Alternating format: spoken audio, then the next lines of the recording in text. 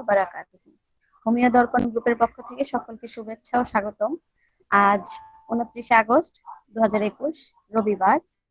আজ আমাদের ক্লাসের আলোচনার বিষয় ক্যান্সার, আর আজকের পর্ব 4 আজকে চতুর্থ দিন আলোচনা হবে ক্যান্সার নিয়ে। আর আমাদের প্রধান আলোচক ঢাকার মিরপুর 14তে অবস্থিত সরকারি মেডিকেল কলেজ, হোমিওপ্যাথি সরকারি মেডিকেল কলেজের মেডিকেল অফিসার ডাক্তার ওয়াই আরিফ স্যার। আজকে আলোচনা শুরু করার আগে আমি কিছু কথা বলতে চাচ্ছিলাম যে আমাদের গ্রুপের সম্মানিত স্যারেদের যে বিয়োগাত্মক যে দুইটা ঘটনা ঘটে গেল আমাদের এই মাসে,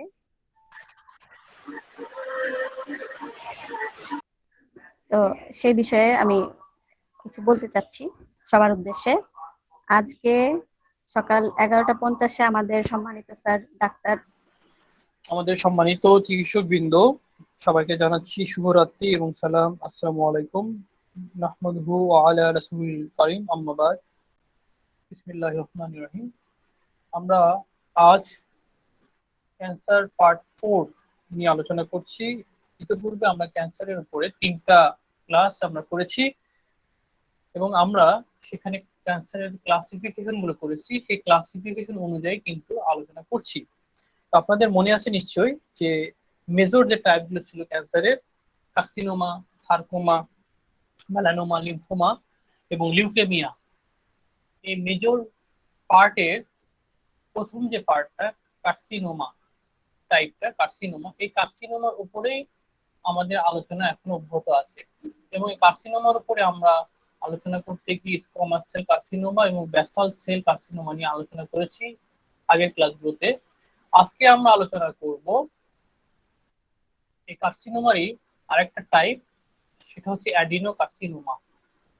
অ্যাডিনোকার্সিনোমা, তবে মজার বিষয় হচ্ছে এই অ্যাডিনোকার্সিনোমার মধ্যে আবার বিভিন্ন রকমের ক্যান্সার রয়েছে।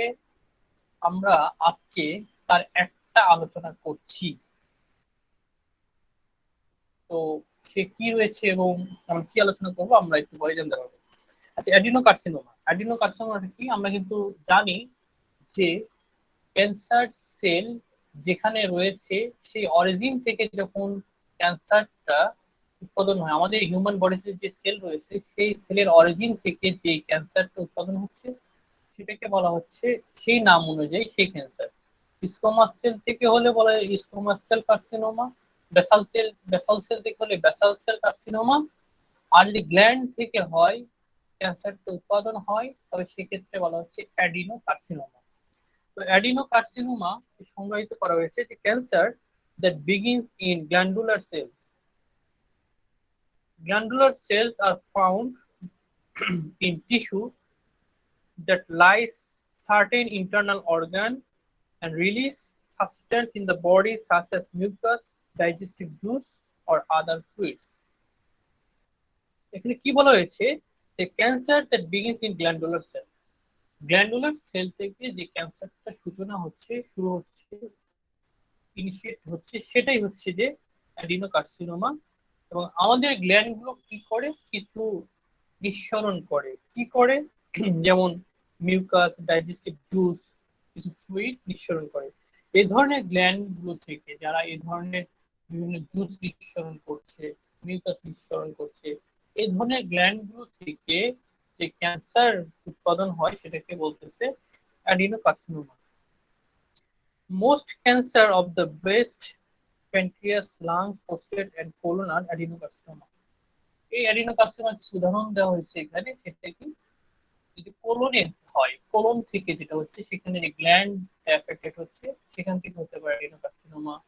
লাংস থেকে অ্যাডিনোকার্সিনোমা হতে পারে, ব্রেস্ট থেকে অ্যাডিনোকার্সিনোমা হতে পারে এবং প্যানক্রিয়াস থেকে অ্যাডিনোকার্সিনোমা হতে পারে, প্রোস্টেট থেকে হতে পারে। প্রোস্টেট একটা গ্ল্যান্ড, ব্রেস্ট একটা গ্ল্যান্ড, এগুলো থেকেও কিন্তু সেই অ্যাডিনোকার্সিনোমা হতে পারে। তো এই কমন টাইপ অফ অ্যাডিনোকার্সিনোমা গুলো আসলে কি কি আমরা সেগুলো আলোচনা করব। যে কোন ক্যান্সার গুলো মোস্ট কমন আমাদের কাছে আসে, আমাদের কাছে আমরা এই ধরনের রোগগুলো পেয়ে থাকি এবং আপনারা নামগুলো শুনলেই অনেকেই বুঝতে পারবেন। যেমন আমরা ব্রেস্ট ক্যান্সার রোগী আমাদের কাছে আসে, এটা একটা অ্যাডিনোকার্সিনোমা। কেন? কারণ হচ্ছে ব্রেস্ট এক ধরনের গ্ল্যান্ড, এবং ব্রেস্ট ব্রেস্ট কিন্তু মডিফাইড সোয়েট গ্ল্যান্ড পরিবর্তিত যে ধর্মগ্রন্থি একটা বিশেষ রূপ লাভ করে এই ব্রেস্ট বডিতে তৈরি হয়েছে। তো ব্রেস্ট কিন্তু এক ধরনের গ্ল্যান্ড, এবং এই গ্ল্যান্ড থেকে যে ক্যান্সার হয় সেটা কিন্তু আমরা যে ব্রেস্ট ক্যান্সার বলি বা ক্যান্সার অফ মামা বলি, এটি কিন্তু এক ধরনের অ্যাডিনোকার্সিনোমা। এছাড়া কলোরেক্টাল কার্সিনোমা, কোলনে যে ক্যান্সারটা হয়, কোলন, বাবা কথা বলো না, আমি ক্লাস নিচ্ছি, হ্যাঁ আলোচনা করছি, বুঝলি? Colorectal carcinoma, colorectal carcinoma. হুম। এই রূপালী, রূপালী একে নিয়ে যাও তো, দুষ্টামি করতেছি, নিয়ে যাও। কোলোরেক্টাল কার্সিনোমা, কোলনে যে ক্যান্সারটা হচ্ছে, আমাদের রেক্টামের উপরের দিকে যে অংশ, কোলনে যে ক্যান্সারটা হয় সেটা কিন্তু অ্যাডিনোকার্সিনোমা। প্যানক্রিয়াটিক কার্সিনোমা, প্যানক্রিয়াস কি করে, প্যানক্রিয়াটিক জুস নিঃসরণ করে, এটা একটি গ্ল্যান্ড, এবং সেখান থেকে কিন্তু বিটা সেল,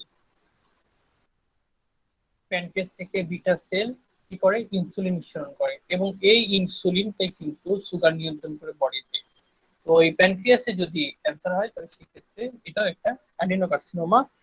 এছাড়া লাংস ক্যান্সার,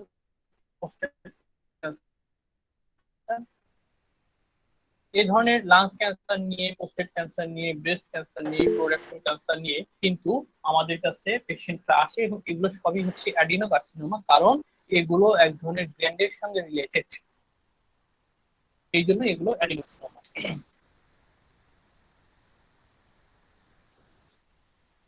তো আজকে আমরা যেটা নিয়ে আলোচনা করব, আজকে ব্রেস্ট ক্যান্সার, ব্রেস্ট ক্যান্সার নিয়ে ফার্স্ট আলোচনা করব। তাহলে এখন আমরা সেই শুরু করেছিলাম, ক্যান্সারকে প্রথমে ভাগ করলাম, কয়েকটা ভাগে ভাগ করলাম। আমরা কার্সিনোমাতে ভাগ করলাম, সার্কোমাতে ভাগ করলাম, তারপরে সেখানে মেলানোমা ছিল, লিম্ফোমা ছিল। এরপরে আবার কার্সিনোমার মধ্যে basal cell carcinoma, squamous cell carcinoma, adenocarcinoma. এখন আমরা অ্যাডিনো কার্সিনোমার ক্লাসিফিকেশনের মধ্যে আজকে ব্রেস্ট ক্যান্সার নিয়ে আলোচনা করছি। এবং এই অ্যাডিনো কার্সিনোমা নিয়ে আলোচনা করতে বেশ কয়েকটা ক্লাস পার হয়ে যাবে। এই অ্যাডিনো, শুধুমাত্র এই অ্যাডিনো কার্সিনোমা আলোচনা করতে, কারণ এই অ্যাডিনো কার্সিনোমার অনেক পেশেন্ট আমাদের কাছে আছে। তো আসলে আমি ওই বিষয়গুলো টাচ করার চেষ্টা করতেছি, যে পেশেন্ট গুলো আমরা চেম্বারে পেয়ে থাকি, এই ধরনের কেসগুলো, এই ধরনের ক্যান্সার গুলো নিয়ে আমি আলোচনার চেষ্টা করতেছি। তো ব্রেস্ট ক্যান্সার নিয়ে আজকে হচ্ছে আমাদের আলোচনার বিষয়। তো ব্রেস্ট ক্যান্সারটা কি আমরা খুব ভালোভাবে জানি যে breast cancer is a type of cancer that start in the breast. ব্রেস্টে যে ক্যান্সারটা স্টার্ট হচ্ছে সেটা হচ্ছে breast cancer. Cancer starts when cell begin to grow out of control. ক্যান্সারের সংজ্ঞায়টা যখন cell out of control grow করে, সেলের যে বৃদ্ধি রয়েছে সেটা কন্ট্রোলের বাইরে চলে যায়, সেটা হচ্ছে ক্যান্সার। তো ব্রেস্টে যখন এ ধরনের এক্সেসিভ সেলুলার গ্রোথ ঘটে তখন সেটাকে আমরা ক্যান্সার বলছি। এটা আমাদের নির্ণয় করতে হলে আমাদের এফএনএসি করতে হয়, আমাদের এমআরআই করতে হয়, আমাদের সেই পদ্ধতি বা প্রক্রিয়াগুলো আছে। Most breast cancer are found in women about 50। সাধারণত 50 বছরের যে মহিলা নারীরা, 50 বছরের পর থেকে এই ব্রেস্ট ক্যান্সারের ঝুঁকিটা বেড়ে যায়। এখন আমরা আসি যে ব্রেস্ট ক্যান্সারের রিস্ক ফ্যাক্টর গুলো কি, মানে কাদের এই ধরনের ব্রেস্ট ক্যান্সার এবং কি কি কারণে ব্রেস্ট ক্যান্সার হওয়ার সম্ভাবনা বেশি থাকে। বিং ফিমেল, যারা মহিলারা, সাধারণত পুরুষের চেয়ে মহিলাদের ব্রেস্ট ক্যান্সার হওয়ার পসিবিলিটি বেশি থাকে, মহিলাদের এ ধরনের ব্রেস্ট ক্যান্সার সবচেয়ে বেশি হয়। ইনক্রিজড এজ, বয়স যাদের বাড়ছে, মধ্য বয়স পার হয়ে গেছে, বৃদ্ধির দিকে যাচ্ছে, তাদের কিন্তু ব্রেস্ট ক্যান্সারটা বেশি হয়। Personal history of breast condition, ব্রেস্টের কন্ডিশনের যে যে হিস্ট্রি, পার্সোনাল হিস্ট্রি যেমন কি, সেটা হচ্ছে lobular carcinoma institute, lobular carcinoma institute, এই ধরনের যদি হিস্ট্রি থাকে, আমরা কিন্তু এই বিষয় নিয়ে আলোচনা করেছিলাম, এই কার্সিনোমা সিকিউটা কি আলোচনা করেছিলাম, এর ইতিপূর্বে আলোচনা করেছি। এছাড়া personal history of breast cancer, history of breast cancer of the one breast, এর আগে একটা ব্রেস্টে ক্যান্সার হয়েছিল, অথবা রাইট ব্রেস্ট হয়েছিল, সেটা ট্রিটমেন্ট করা হয়েছে, ভালো হয়ে গেছিল, এখন লেফট ব্রেস্টে দেখা দিয়েছে। এরকম পার্সোনাল হিস্ট্রি যদি থাকে তাদের রিস্ক ফ্যাক্টরটা বেশি থাকে। Family history of breast cancer mother sister or daughter, যদি তার ফ্যামিলি হিস্ট্রিতে তার মা, তার বোন বা তার মেয়ে এই ধরনের ব্রেস্ট ক্যান্সারের হিস্ট্রি থাকে, তবে সেক্ষেত্রে তাদের ব্রেস্ট ক্যান্সারের প্রবণতা বেশি থাকে, ব্রেস্ট ক্যান্সারের প্রবণতা বেশি থাকে। রেডিয়েশন এক্সপোজার, যারা ট্রিটমেন্ট নিচ্ছে বিভিন্ন রেডিয়েশন, যেমন রেডিয়েশনের মাধ্যমে, লেজারের মাধ্যমে স্কিনের বিভিন্ন রকম ট্রিটমেন্ট নেওয়া হয়, চোখের ট্রিটমেন্ট নেওয়া হয়, এ ধরনের যারা রেডিয়েশন থেরাপি নিয়েছে বা রেডিয়েশন দ্বারা ট্রিটমেন্ট নিয়েছে তাদেরও এই ব্রেস্ট ক্যান্সারের সম্ভাবনা বেশি থাকে। এছাড়া অবেসিটি, স্থূলতা। আব্দুল আইডি নামে আপনার বারবার ভিডিও অন করতেছেন, অফ করতেছেন, হয় অন করে রাখুন বা অফ করে রাখুন। হ্যাঁ, বেশ ডিস্টার্ব মনে হচ্ছে।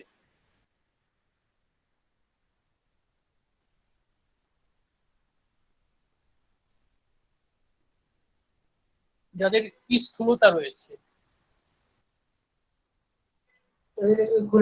এখন আমি কথা বলছি, সময় শুনতে পারি অফ করে দেয়, উনি বারবার ক্যামেরা ঘোরাচ্ছে, বেশ অসুবিধা হচ্ছে, আলোচনায় বেশ সমস্যা হচ্ছে। ঠিক আছে স্যার, আমি রিমুভ করে দিয়েছি। অবেসিটি, যাদের অবেসিটি, যাদের যাদের বেশি স্থূলতা থাকে, বেশি মোটা হয়ে যায় যারা, তাদের কিন্তু এই ধরনের ক্যান্সার হওয়ার সম্ভাবনা থাকে। এরপরে beginning your period at very younger age, যাদের মাসিকের হিস্ট্রি খুব আর্লি হয়, খুব আর্লি হয়, মাসিকের হিস্ট্রি যাদের আর্লি দেখা দিয়েছে তাদের এই ধরনের রিস্ক থাকে। এছাড়া beginning menopause at an older age, menopause সাধারণত আফটার 45 থেকে 50-এর মধ্যে হয়ে যায়, বাট এর পরে, এর অনেক পরে হয়েছে, হ্যাঁ, তাদের ক্ষেত্রে এই ধরনের সম্ভাবনা বেশি থাকে। এছাড়া যারা খুব অধিক বয়সে সন্তান নিয়েছে তাদের ক্ষেত্রেও এই ধরনের পসিবিলিটি বেশি থাকে, এবং যারা কখনোই গর্ভধারণ করে নাই, কখনোই মা হয় নাই, তাদের ক্ষেত্রেও এই ধরনের পসিবিলিটি বেশি থাকে। পোস্ট ম্যানোপজাল হরমোনাল থেরাপি, বীজ বন্ধ হয়ে গেলে আমাদের মা বোনদের কিছু সিমটম অ্যারেজ করে, হট ফ্লাশিং হয়, তাদের মানসিক এবং শারীরিক কিছু ডিসকমফোর্ট তারা ফিল করে। তো এই সময় অ্যালোপ্যাথিক সিস্টেমে যেটা করা হয়, তাদেরকে পিল দেওয়া হয় বা হরমোন থেরাপি দেওয়া হয়। এই ধরনের হরমোন থেরাপি কিন্তু ব্রেস্ট ক্যান্সারের একটি অন্যতম কারণ। এবং পরিশেষে ড্রিঙ্কিং অ্যালকোহল, যারা মদ্যপান করে, হ্যাবিচুয়াল যারা ড্রিঙ্কার, তাদের ক্ষেত্রে এই ধরনের সম্ভাবনা বেশি থাকে। তো এই হচ্ছে রিস্ক ফ্যাক্টর। এখন আমরা আসবো যে সিমটম, সিমটম গুলো কি, যে সিমটম গুলো ব্রেস্ট ক্যান্সার নির্দিষ্ট লক্ষণ, এবং এই সিমটম গুলো হলে আমরা ওই রোগীটাকে নিশ্চিত হওয়ার জন্য বিভিন্ন ট্রিটমেন্টে এসএনএসি বা এমআরআই, সিটি এই ধরনের পরীক্ষায় আমরা পাঠাবো, বা বিভিন্ন ব্লাডের টেস্ট রয়েছে, সিএ কনভার্টিভাইল, সিএ 99.9, এরকম কিছু টেস্ট রয়েছে, এই ধরনের টেস্ট আমরা পাঠাবো। তো কি সিমটম গুলো হলো, symptom of breast cancer: new lump in the breast or underarm, ব্রেস্টে অথবা বগলের নিচে, ব্রেস্টে অথবা বগলের নিচে সেখানে নতুন লাম্প, লাম্প মানে যেটাকে আমরা কি বলি, যে সেখানে টিউমারের মতো কোনো কিছু বা কোনো কিছু বৃদ্ধি পেয়েছে বা ফুলে আছে অনেকদিন যাবৎ, এরকম কিছু দেখা দিচ্ছে। এক, swollen lymph node and under the arm or around the কলার বোন। কি হয়েছে কাঁদো কেন? কেঁদো না, কেঁদো না, এদিক দিয়ে আসো, এদিক দিয়ে আসো। একটা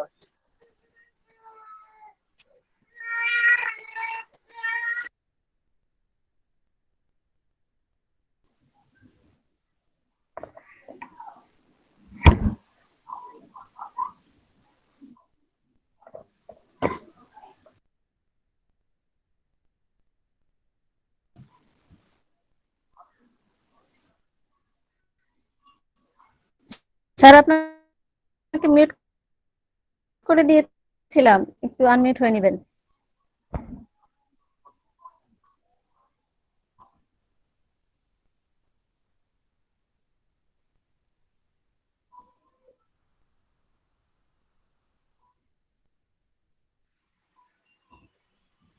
আচ্ছা, সরি। সিমটম গুলো রয়েছে ব্রেস্ট ক্যান্সার হলে যে সিমটম গুলো হয় সেই সিমটম গুলো আছে, বা তুমি ধরো না এটা পড়ে যাবে। New lump in the breast or underarm, নতুন লাম্প ব্রেস্টে অথবা বগলের নিচে, এবং swelling of gland, swelling of lymph node underarm or around the collarbone. এই যে কলার বোন আছে, এই কলার বোনের আশেপাশে লিম্ফ নোড গুলো সোয়েলিং হয়ে যাওয়া, ফুলে যাওয়া, কিংবা বগলের নিচে যে লিম্ফ নোড গুলো আছে, বাবা এটা এটা এটা ধরুন, এটা ধরুন পড়ে যাবে। বগলের নিচে যে লিম্ফ নোড গুলো আছে এই লিম্ফ নোড গুলো ফুলে যাওয়া। হ্যাঁ, এরপর কি swelling of or part of the breast, ব্রেস্টের পুরোটাই কিংবা কিছু কিছু অংশ ফুলে যাওয়া। ব্রেস্টের দেখি পাশে পাশে।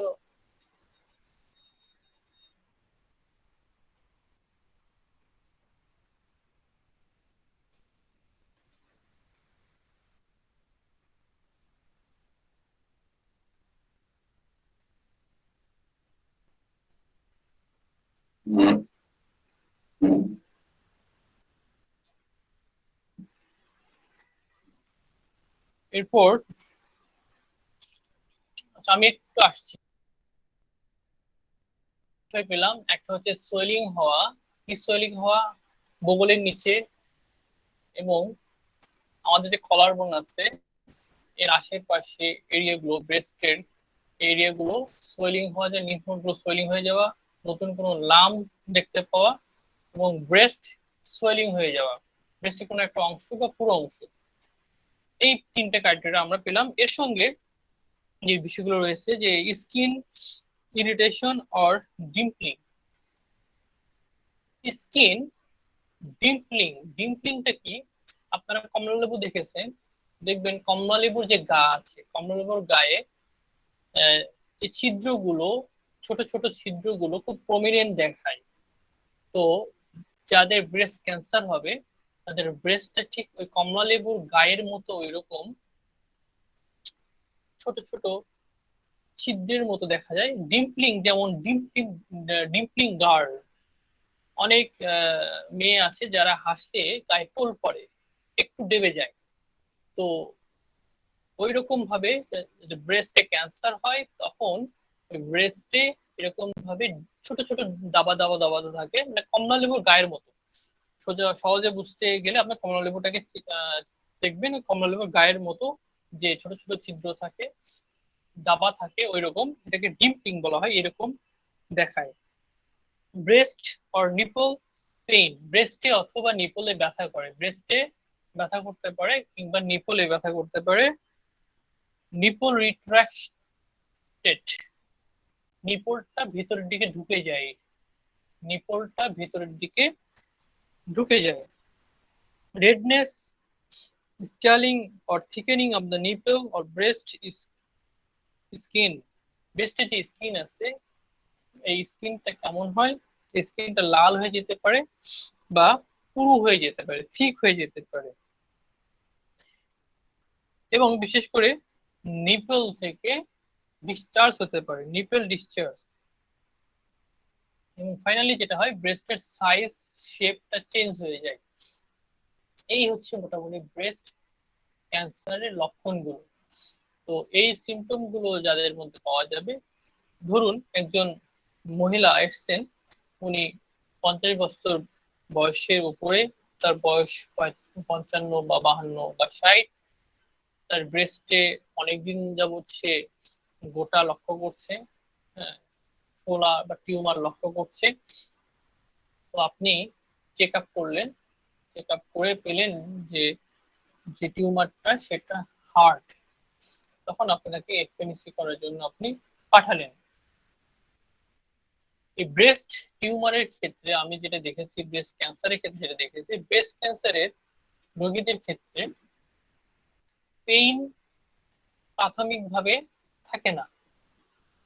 অনেকদিন যাবত টিউমারটা থাকে এবং টিউমারটা শক্ত হতে থাকে, হার্ড হতে থাকে, এবং ফাইনালি যেটা হয় পরবর্তীতে এই টিউমারটা বড় হয়ে যায়, আলসারেশন হয়, প্রচন্ড পেইন করে, ডিসচার্জ হয়, ক্ষত হয়। এগুলো হচ্ছে কি পরবর্তী স্টেজ, কিন্তু প্রাথমিকভাবে যে খুব যন্ত্রণা বা খুব বেশি ফুলে যাওয়া, এই বিষয়গুলো থাকে না, যার জন্য অনেকে বিষয়টা বুঝতে পারে না।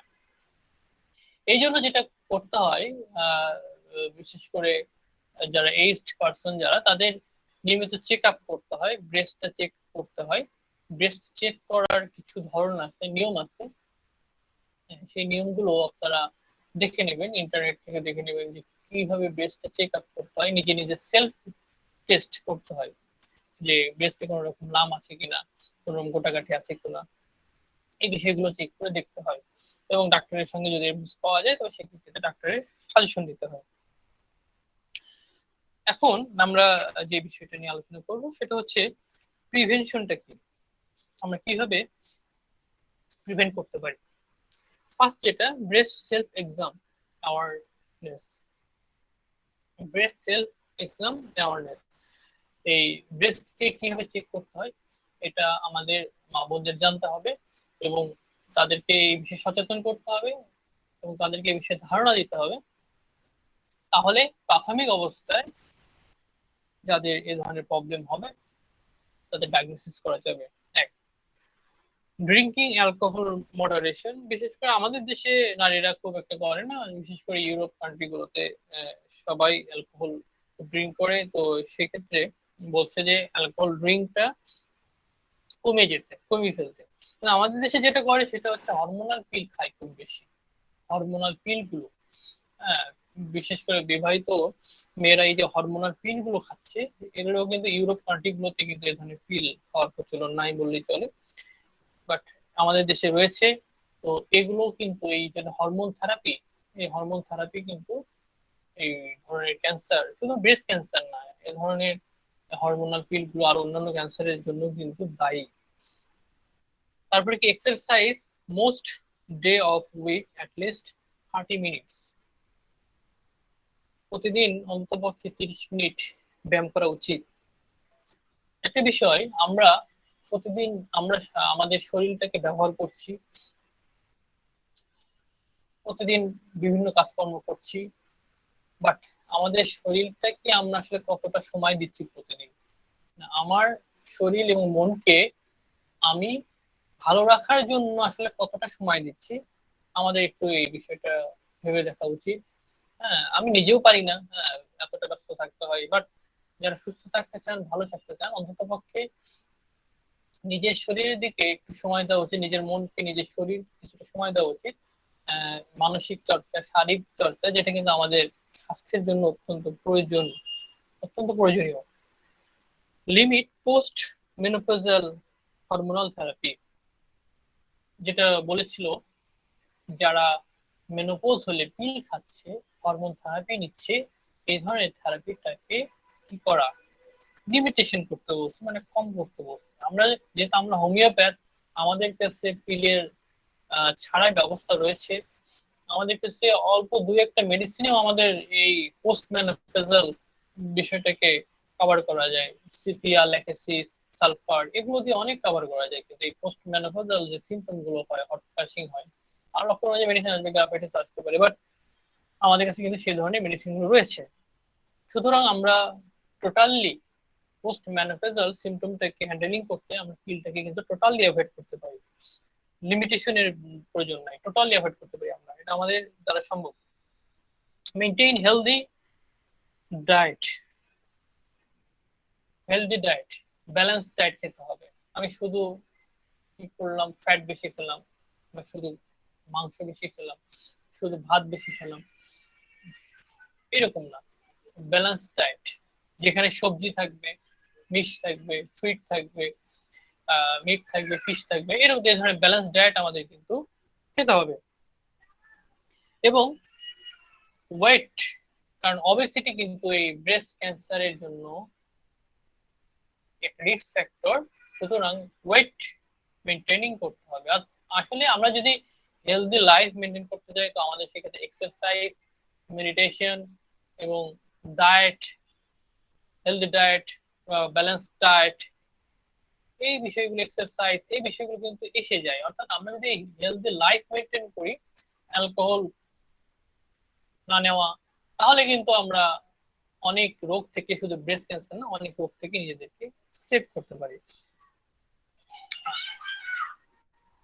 এখন আমরা যে বিষয়টা নিয়ে আলোচনা করব সেটা হচ্ছে যে কোন রুব্রিক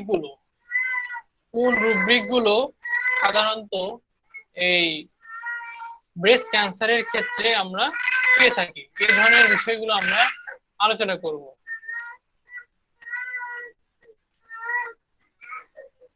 আপনি আপনার এই বিষয়গুলো দেখবেন রেপার্টরিতে, যে একেবারে ব্রেস্ট ক্যান্সারের সঙ্গে রিলেটেড রুব্রিক গুলো রয়েছে, এবং সেগুলো সবই কিন্তু প্রয়োগ প্রয়োগ, এবং এই ক্লিনিক্যাল প্রয়োগের ভিত্তি করে রুব্রিক গুলো অ্যাড করা রয়েছে, যেগুলো কিন্তু ম্যাথমেটিকাতে পাওয়া যায় না। অধিকাংশ ম্যাথমেটিক্যাল গুলোতে যেইভাবে রেপার্টরিতে সমন্বয় করে আছে ওইভাবে পাওয়া যায় না।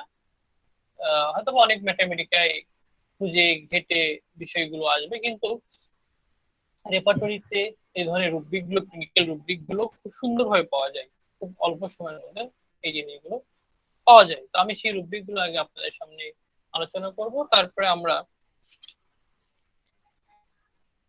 ফাইনালি ম্যাথমেটিক্স নিয়ে আলোচনা করব। তো রুব্রিক গুলো কি? Chest cancer, mamma, right. দেখুন, ব্রেস্টের অপর নাম হচ্ছে যে mamma, M A double M M A M A double M A E, mamma, ব্রেস্টের আরেকটা নাম। রেপার্টরিতে কিন্তু আপনি সেখানে ব্রেস্ট বলে কোনো শব্দ পাবেন না, সেখানে যে শব্দটা রয়েছে সেটা হচ্ছে মামা। কোথায়? স্যার, মামা রাইট, ডান পাশে। তাহলে ব্রেস্টের ক্যান্সার ডান পাশে, রাইট ব্রেস্টে। চেস্ট ক্যান্সার মামা লেফট, ব্রেস্টের ক্যান্সার লেফট পাশে, বাম পাশে। চেস্ট ক্যান্সার মামা নাইটলি পেইন, ব্রেস্ট ক্যান্সার রাতে পেইনটা বৃদ্ধি পাচ্ছে।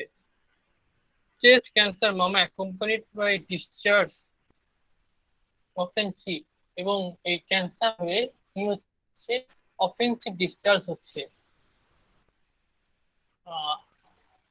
এটা সুমাইয়া, এই আব্দুল ওনার ক্যামেরাটা বেশ ডিস্টার্ব করতেছে। উনি শুনতে পাচ্ছেন না? আপনি ক্যামেরাটা অফ করে রাখুন। কেন বারবার ক্যামেরা অন অফ করতেছে? আমি তো দেখতে পাচ্ছি না স্যার।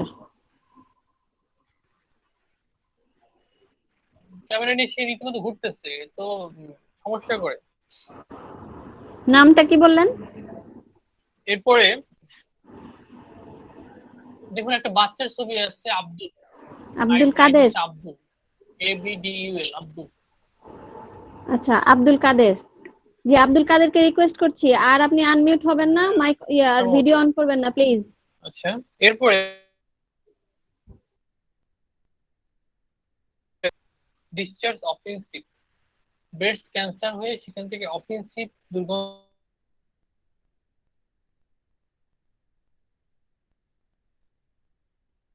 হেমারেজ।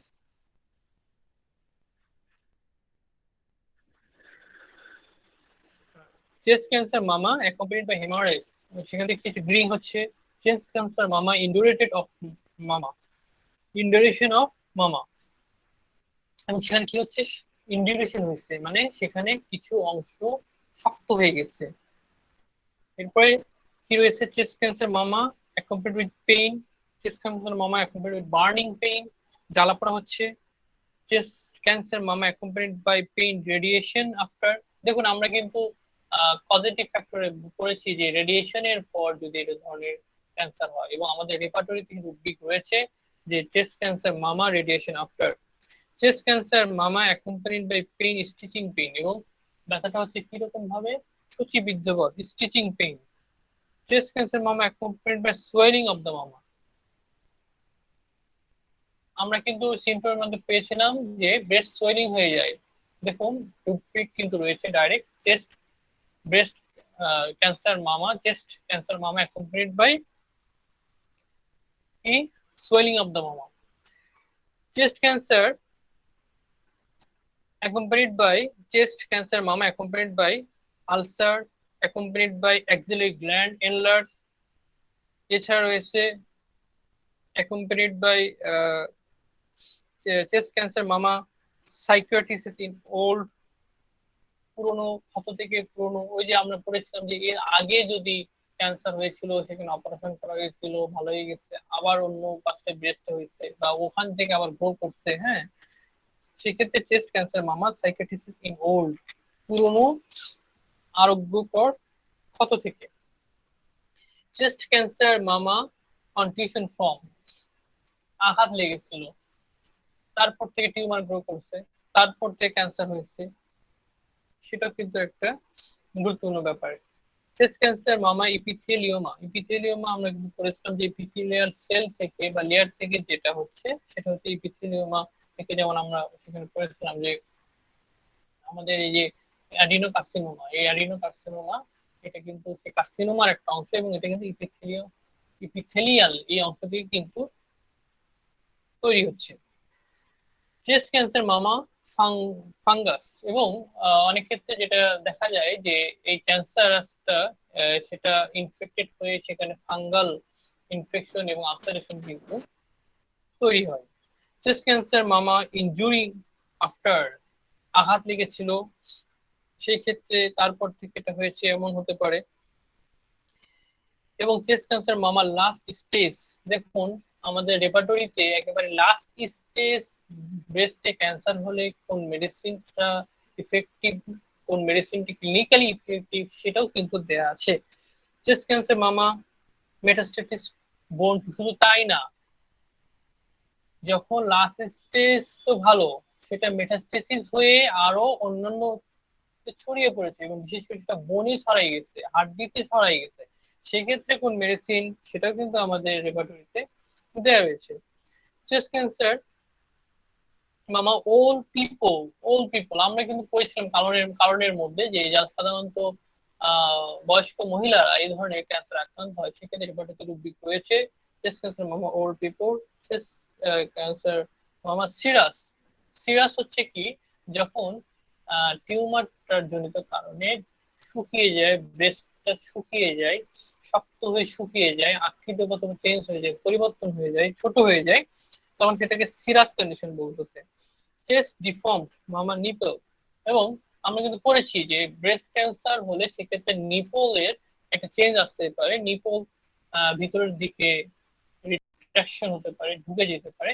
তো সেক্ষেত্রে নিপলের যে ডিফর্মিটি সেটা কিন্তু সেই রূপে রয়েছে। এবং আমাদের আরো রূপিক হচ্ছে জেনারেল চ্যাপ্টারে ফ্যামিলি হিস্ট্রি অফ ক্যান্সার, যদি ফ্যামিলিতে কোনো ক্যান্সারের হিস্ট্রি থাকে। আমরা এই রুব্রিক গুলো নিয়েছি, রেপার্টরি থেকে নিয়েছি, এবং এই রুব্রিক গুলো মধ্যে ব্রেস্ট ক্যান্সারের যে সিমটম গুলো সাধারণত অ্যারাইজ হয় সেই প্রত্যেকটা সিমটমই রয়েছে, বরঞ্চ আরো কিছু বিষয় বেশি রয়েছে, এবং আপনারা যদি রেপার্টরি ঘাটেন আরো অনেক কিছুই পাবেন। আমি মাত্র 25টা সিমটম নিয়েছি, এবং এই 25টা সিমটমের ভেতর ভিত্তি করে, রুব্রিকের উপর ভিত্তি করে যেই মেডিসিন গুলো সর্বাধিক আমি পেয়েছি সেই মেডিসিন গুলোর নাম বলছি, যেমন carbo animalis, conium, asterias rubens, hydrastis, silicea phytolacca, thuja lachesis, lapis এলফ, গ্রাফাইটিস, ফসফরাস, আর্সেনিক আয়োড, বেলিস্পার, কার্সিনোসিন, কিওজোর, অ্যালুমিনা সিলিকেটা, ব্রোমিয়াম, মাক্সল, সারসাপেইলা, সিরিনাম, আর্সেনিক ইত্যাদি। এই মেডিসিন গুলো এই রুব্রিকগুলোর উপর ভিত্তি করে সাধারণত সর্বাধিক গ্রেড পেয়েছে। এবং আসলেই এই মেডিসিন গুলো ব্রেস্ট ক্যান্সারের উপরে অনেক বেশি ইউজ হয়। তবে আমাদের যে বিষয়টা মাথায় রাখতে হবে সেটা হচ্ছে যে আমরা টোটালিটি অফ সিমটমের উপর ভিত্তি করে যে মেডিসিনটা আছে সেটাকে অগ্রাধিকার দিব। বাট যেহেতু অ্যাফিনিটি রয়েছে কিছু কিছু মেডিসিনের, কিছু কিছু বিষয়ের প্রতি অ্যাফিনিটি রয়েছে, অর্গানিক অ্যাফিনিটি রয়েছে, সুতরাং সেই বিষয়গুলো আমাদের জানলে আমাদের কেসগুলোকে হ্যান্ডেলিং করা ইজি হয়। বাট কনস্টিটিউশনাল যে কেস বিষয় বা ক্ষেত্র, সেটা কিন্তু আমাদেরকে বুঝতে হবে যে আমরা সেই কনস্টিটিউশনাল অবস্থাটাকে কখন নক করব, কখন কনস্টিটিউশন অনুযায়ী মেডিসিন প্রয়োগ করবো, রোগী কনস্টিটিউশনটা কি, সেটা কিন্তু আমাদেরকে বুঝতে হবে। তো তারপরেও আমাদেরকে যে বিষয়টা জানতে হবে সেটা হচ্ছে সেই ওই ডিজিজ রিলেটেড যে সিমটম গুলো যে মেডিসিন গুলো কাভার করে সেগুলো আমাদেরকে মাথায় রাখতে হবে, তাহলে আমাদের জন্য ট্রিটমেন্টটি ইজি হয়। তো এখন আমি যে বিষয়টা নিয়ে আলোচনা করছি সেটা হচ্ছে প্রথমেই এই কার্বো এনিমিলিস, এই মেডিসিনটা নিয়ে আলোচনা করছি। তো কার্বো এনিমিলিস ম্যাথমেটিকায় যতটুকু বিভিন্ন ম্যাথমেটিকা থেকে পাওয়া যায়, বরঞ্চ তার চেয়ে রেপার্টরিতে কার্বো এনিমিলিস সম্পর্কে এই ব্রেস্ট ক্যান্সার রিলেটেড অনেকগুলো রুব্রিক পাওয়া যায় এবং চমৎকার চমৎকার সব রুব্রিক গুলো পাওয়া যায়। আমি আপনাদেরকে শোনাচ্ছি যে কার্বো এনিমিলিস কোন কোন রুব্রিক গুলো কভার করে। যেমন chest cancer mamma accompanied by discharge of ইনসিপ, কার্বো এনিমিলিস সিঙ্গেল রুব্রিক। এটা কার্বো এনিমিলিসের নিজস্ব একটা রুব্রিক। সেটা হচ্ছে ব্রেস্ট ক্যান্সারের ফলে যদি সেখান থেকে দুর্গন্ধ ডিসচার্জ হয়। এছাড়া chest cancer mamma accompanied by pain, এবং সেখানে পেইন রয়েছে, তারপরে কি রয়েছে, বার্নিং পেইন রয়েছে, তারপরে কি রয়েছে, অ্যাক্সিলারি গ্ল্যান্ড এনলার্জ রয়েছে। হ্যাঁ, তাহলে ব্যথা, ব্রেস্টে ব্যথা, ক্যান্সারের ফলে ব্রেস্টে ব্যথা, ব্রেস্টে জ্বালা পড়া, এবং যে আর্মপিট বা অ্যাক্সিলারি যে গ্ল্যান্ড, আমরা যেটা ব্রেস্ট ক্যান্সারের একটা অন্যতম সিমটম আমরা পড়েছিলাম, সেই সিমটমটাও কিন্তু এই কার্বো এনিমিলিস মেডিসিনটার মধ্যে রয়েছে। কি রয়েছে, chest cancer mamma accompanied by axillary gland sweating. হ্যাঁ, দেখুন এই যে এখানে বলছে অ্যাক্সিলারি গ্ল্যান্ড, আবার ওখানে বলেছে আর্মপিট বা আন্ডার আর্ম, মানে শব্দ বিভিন্ন বাট বিষয়টা কিন্তু একই। অ্যাক্সিলারি গ্ল্যান্ড সোয়েনিং, অ্যাক্সিলা মানে বগল, আর্মপিট মানে বগল, আন্ডার আর্ম মানে বগল, শুধুমাত্র ভাষাগত ভিন্নতা। চেস্ট ক্যান্সার মামা কন্টিউশন ফর্ম, আঘাত থেকে ব্রেস্টে ক্যান্সার হয়েছে, এটা কিন্তু কার্বো এনিমিলিসে রয়েছে। চেস্ট ক্যান্সার মামা ফাঙ্গাস, এটাও রয়েছে। চেস্ট ক্যান্সার মামা লাস্ট স্টেজ, শেষ স্টেজে কার্বো এনিমিলিস শেষ স্টেজ পর্যন্ত কাজ করে। এবং কার্বো এনিমিলিস একটা গ্রেট একটা মেডিসিন, অনেক ক্যান্সারের উপরে খুব গ্রেট একটা মেডিসিন এই কার্বো এনিমিলিস। চেস্ট ক্যান্সার মামা মেটাস্ট্যাটিক টু বোন, শুধু তাই না, বোন পর্যন্ত যদি এটা ছড়িয়ে যায় সেক্ষেত্রে কার্বো এনিমিলিসের প্রভাব রয়েছে। চেস্ট ক্যান্সার মামা অল পিপল, শুধু তাই না, যারা বৃদ্ধ ব্যক্তি তাদের ক্ষেত্রেও কিন্তু এটা রয়েছে। এবং এই ক্ষেত্রে কার্বো এনিমিলিসের এই রুব্রিকটা নিজস্ব একটা রুব্রিক। চেস্ট ক্যান্সার মামা সিরাস এবং general family history of cancer, অর্থাৎ ব্রেস্ট ক্যান্সার হলে মারাত্মক অবস্থা, last stage, metastasis, old people, pain, burning, swelling, axillary gland swelling, এই যতগুলো বিষয় রয়েছে, এই সমস্ত সাধারণ বিষয়গুলো ফ্যামিলি হিস্ট্রি অফ ক্যান্সার এটা কিন্তু কার্বো এনিমিলিস দখল করে আছে। বাট আমাদেরকে খেয়াল রাখতে হবে রোগীটার কার্বো এনিমিলিসের টোটালিটি আছে কিনা, তার নিজস্ব ব্যক্তি স্বতন্ত্রতা আছে কিনা, সেটা কিন্তু আমাদেরকে লক্ষ্য রাখতে হবে এবং সেই অনুযায়ী আমাদেরকে মেডিসিন প্রয়োগ করতে হবে। আমরা শুধু সিমটম পেলাম আর মেডিসিন দিয়ে দিলাম, এটা কিন্তু করলে মেডিসিনটা আংশিক কাজ করবে, কোনো ক্ষেত্রে করবে না। কোনো ক্ষেত্রে শুধুমাত্র প্যালিয়েশন হবে, কোনো ক্ষেত্রে সাপ্রেশন হবে, এই বিষয়টা কিন্তু আমাদেরকে মাথায় রাখতে হবে। এবং কার্বো অ্যানিমেলিসে ম্যাথমেটিকে কি বলা আছে, darting pain in breast, painful in duration in breast specially right. ম্যাথমেটিকে বলছে সাধারণত কার্বো অ্যানিমেলিস রাইট ব্রেস্টে বেশি কার্যকর, এবং পেইনটা কোনো ডার্টিং পেইন মানে খোঁচা মারা একটা ব্যথা। হ্যাঁ, এবং পেইনফুল ইন ডিউরেশন মানে যে টিউমারটা হয়েছে সেটা খুব ব্যথা যুক্ত, ব্যথাপূর্ণ। হ্যাঁ, এইটা ম্যাথমেটিকে রয়েছে। এই হচ্ছে কার্বো সম্পর্কে মোটামুটি কনসেপ্ট। এখন আমরা আসি কোনিয়াম। কোনিয়াম বিষয়, কোনিয়ামকে নিয়ে আলোচনা করতে গেলে কোনিয়ামের যে বিষয়টা আসে সাধারণত যে glandular induration of stony hardness of mamma and testicles in person of cancerous tendency। এটা কে বলছে? অ্যালেন। অ্যালেন শেখ কোনিয়াম সম্পর্কে বলতেছে যে glandular induration of stony hardness, gland শক্ত হয়ে গেছে, ইন্ডিরেশন হয়েছে, গ্ল্যান্ড গ্ল্যান্ড শক্ত হয়ে গেছে এবং সেটা কি পাথরের মধ্যে শক্ত হয়ে গেছে। সাধারণত ক্যান্সারাস যত কেস আছে এই কেস গুলোতেই কিন্তু এই ধরনের পাথরের মতো শক্ত হয়ে যায় গ্ল্যান্ড। সেক্ষেত্রে যে শুধুমাত্র ব্রেস্ট শুধুমাত্র যে এরকম ধরনের স্টোনি হার্ড হবে তা না, সেক্ষেত্রে অন্যান্য গ্ল্যান্ডও এরকম হার্ড হলে সেই ক্ষেত্রে আমরা এই কোনিয়ামকে ভাবতে পারি। এবং সেই জন্য কিন্তু বলছে যে অ্যালেন সাহেব বলছে যে glandular induration of stony hardness of mamma and testicles in person cancerous tendency.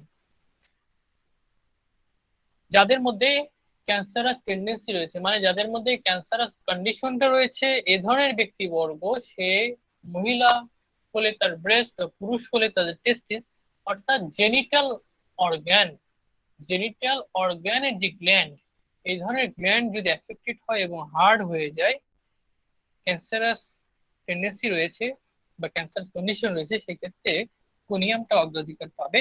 After bruises and injuries of gland, এবং তার সঙ্গে যদি আমরা আরো মিল পাই, সেটা কি এটার উৎপত্তি হয়েছে আঘাত থেকে বা ইনজুরি থেকে হয়েছে। হ্যাঁ, breast sore hard and painful before and during menstruation, এবং আরো স্পেসিফিক হয়ে যাবে যখন মেনস্ট্রুয়েশনের পূর্বে, বিফোর এন্ড ডিউরিং, মেনস্ট্রুয়েশনের পূর্বে এবং সময়ে যদি ব্রেস্টটা খুব শক্ত হয়ে যায় এবং ব্যথা হয়ে যায়, এরকম হিস্ট্রি থাকে, তাহলে এক হচ্ছে হার্ডনেস, দ্বিতীয় বিষয়টা হচ্ছে যে ইনজুরি, হিস্ট্রি অফ ইনজুরি, আর তৃতীয় বিষয় হচ্ছে মেনস্ট্রুয়েশনের পূর্বে অথবা সময়ে হার্ড হয়ে যায়, পেইন করা। এই তিনটা বিষয় কোনিয়ামের অত্যন্ত গুরুত্বপূর্ণ ব্যাপার। Induration after condition and bruises, এটা লিখতেই বলেছে। এছাড়া বরিশাল বলেছে যে mammary lax and shrunken hard painful to touch, বলেছে ব্রেস্টটা কি হয়ে যায়, শাঙ্কেন হয়ে যায়, মানে কি কুচকে যায়, শক্ত হয়ে যায়। আমরা বলেছি না, এর আগে পড়েছি রুব্রিকে, পড়েছি সিরাস। দেখুন এক এক জায়গায় ভাষা এক এক রকম। রুব্রিককে বলতেছে সিরাস, আর বরিক সাহেব সেটাকে ব্যাখ্যা করে বলছে মামা লাক্স অ্যান্ড শাঙ্কেন, মামাটা ঢিলা হয়ে যায় এবং কি কুচকে যায় এবং হার্ড শক্ত হয়ে যায়, পেইনফুল টু টাচ, টাচ করলে সে ব্যথা পায়, স্টিচেস ইন নিপল, নিপলের মধ্যে সূচিবিদ্ধ বোধ, ইনডিউরেশন অফ অস এন্ড সার্ভিস, এবং শুধু তাই না, সেক্ষেত্রে এর সঙ্গে জরায়ুর যে মুখ আছে সার্ভিস, সেখানেও টিউমার দেখা যেতে পারে। শুধু তাই না, জরায়ুতে মুখে ক্যান্সারও কিন্তু হতে পারে, এবং সেটা কোনিয়ামের কিন্তু এখানেও একটা দখল হয়েছে। এই হচ্ছে কোনিয়ামের ম্যাথমেটিক্সের বক্তব্য। এবং কোনিয়াম যে রুব্রিক গুলো কভার করেছে, আহ, যে ম্যাথমেটিক্যাল যে ভাষাগুলো সাধারণত এই রুব্রিক গুলো কভার করেছে, দেখুন এখানে বলতেছে যে কোনিয়াম বলছে কি চেস্ট ক্যান্সার মামা রাইট এবং লেফট উভয়ই রয়েছে, এবং ইনডিউরেশন অফ মামা শক্ত হয়ে গেছে, ইচিং পেইন করছে, স্টিচিং পেইন রয়েছে। এছাড়া কি রয়েছে, অ্যাক্সিলারি গ্ল্যান্ড সোয়েনিং রয়েছে। হ্যাঁ, এরপর কি রয়েছে, কনটিউশন ফর্ম, যেটা আমরা কিন্তু এগুলো সবগুলো কিন্তু ম্যাথমেটিকে রয়েছে, কনটিউশন ফর্ম, ইপিথেলিওমা, মেটাস্ট্যাটিক বোন টু সিরাস, হ্যাঁ, যেটা বলা শাঙ্কেন হয়ে যায়। তাহলে কোনিয়ামের ম্যাথমেটিকে যে চরিত্রগুলো রয়েছে, এই চরিত্রগুলো কিন্তু রেপার্টরিতে রূপবিজ্ঞান সবগুলো পেয়েছি, বাট কার্বো অ্যানিমেলিসের রেপার্টরিতে থেকে যতগুলো চরিত্র পেয়েছি, ম্যাথমেটিকায় অতটা বিস্তৃত ভাবে পাইনি, হয়তো বা আরো ম্যাথমেটিকে পড়া লাগতো বা অধ্যয়ন করা লাগতো, তাহলে হয়তো পাওয়া যেত।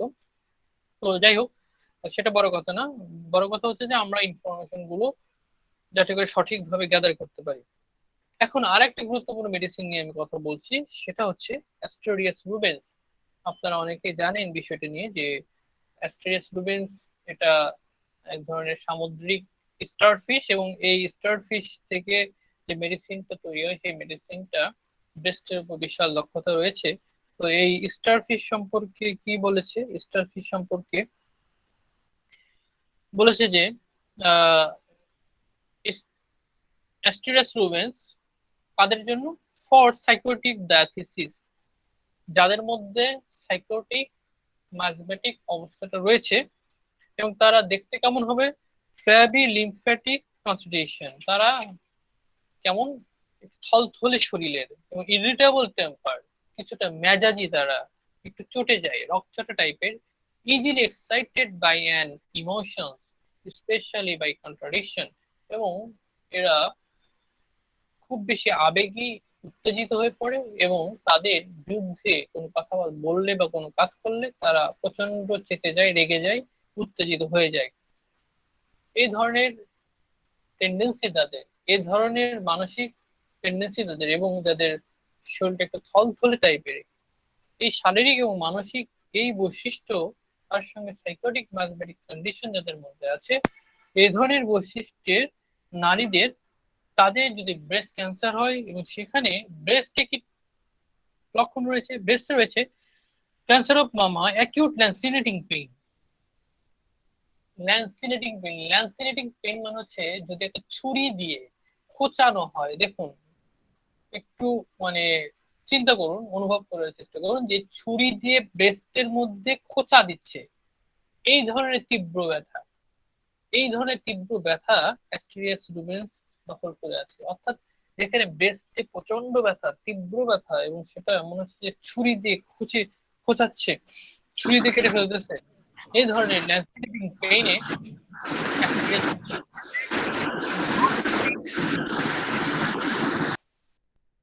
ড্রয়িং পেইন ইন ব্রেস্ট, ব্রেস্টটা যেন টেনে ধরে আছে, drawing pain in breast, solen distended and before the menses breast feel drawn it, এবং মেন্সের পূর্বে মনে হয় ব্রেস্টটাকে যেন টেনে ধরে আছে, এই ধরনের পেইন, এবং তার সঙ্গে এই ধরনের মানসিকতা যেটা বললাম, তার সঙ্গে বলছি এ লিভিড রেড স্পট অ্যাপিয়ারেন্স বক অ্যান্ড ডিসচার্জ। দেখুন, ব্রেস্ট ক্যান্সার থেকে আলসারেশন হতে পারে, তো যদি হয় তো সেই ক্ষেত্রে বেশ গুরুত্বপূর্ণ এই অ্যাস্টেরাস রুবেন্স, কেননা অ্যাস্টেরাস রুবেন্স এর যে নিজস্ব সিমটম রয়েছে, a livid red spot appeared broke and discharge. Livid red spot সাধারণত যখন আলসারেশন হয় তখনই কিন্তু কি হয়ে যায়, এটা লাল হয়ে যায়, এবং কি সেটা বর্ণটা কিছুটা পার্পেল কালার হয়ে যেতে পারে, লালচে কালার হয়ে যেতে পারে, এবং সেখান সেখান থেকে কি হয়, সেটা ডিসচার্জ হতে পারে, ডিসচার্জ হয়, gradually invade the centre of breast, এবং বলছে যে ধীরে ধীরে এটা ব্রেস্টের সেন্টার ভিতরে ঢুকে পড়ে। হুম, ভেরি ফোর্টিড অর্ডার, তারপর সেখান থেকে খুব দুর্গন্ধ আসতে থাকে, is pale elevated mammillary everted bottom covered with reddish granulation. হ্যাঁ, এবং সেখানে আলসারেশন হয়ে যায়, আলসারেশন হয়ে যে তলাটা হয় সেই তলাটা কেমন দেখাচ্ছে, লালচে দেখায়, এবং এলিভেটেড মানে কিছুটা কি হয়ে যায়, একটু গর্তের মতো হয়ে যায় সেই জায়গাটায়, বটমটা দেখায় কেমন, একটু লালচে দেখায়, এই ধরনের আলসারেশন হতে পারে, এবং সেটা সেখান থেকে কি দুর্গন্ধ ডিসচার্জ হতে পারে। এবং আহ, প্রথমে কি হচ্ছে, প্রচন্ড পেইন হচ্ছে, ব্যথা হচ্ছে, তারপরে আমরা যেটা পাচ্ছি সেখানে লাল হয়ে যাচ্ছে, আলসারেশন হচ্ছে এবং ডিসচার্জ হচ্ছে, এবং প্রচন্ড দুর্গন্ধ সেখান থেকে ডিসচার্জ হচ্ছে। সাধারণত সাইকোটিক ম্যাজমেটিক যে ডিসচার্জ গুলো সেগুলো কিন্তু খুব দুর্গন্ধ হয়, এবং সাইকোটিক যে পেইন গুলো সেই পেইন গুলো কিন্তু এই ধরনের ল্যান্সিনেটিং পেইন হয় এবং তীব্র এই ধরনের ব্যথা হয়।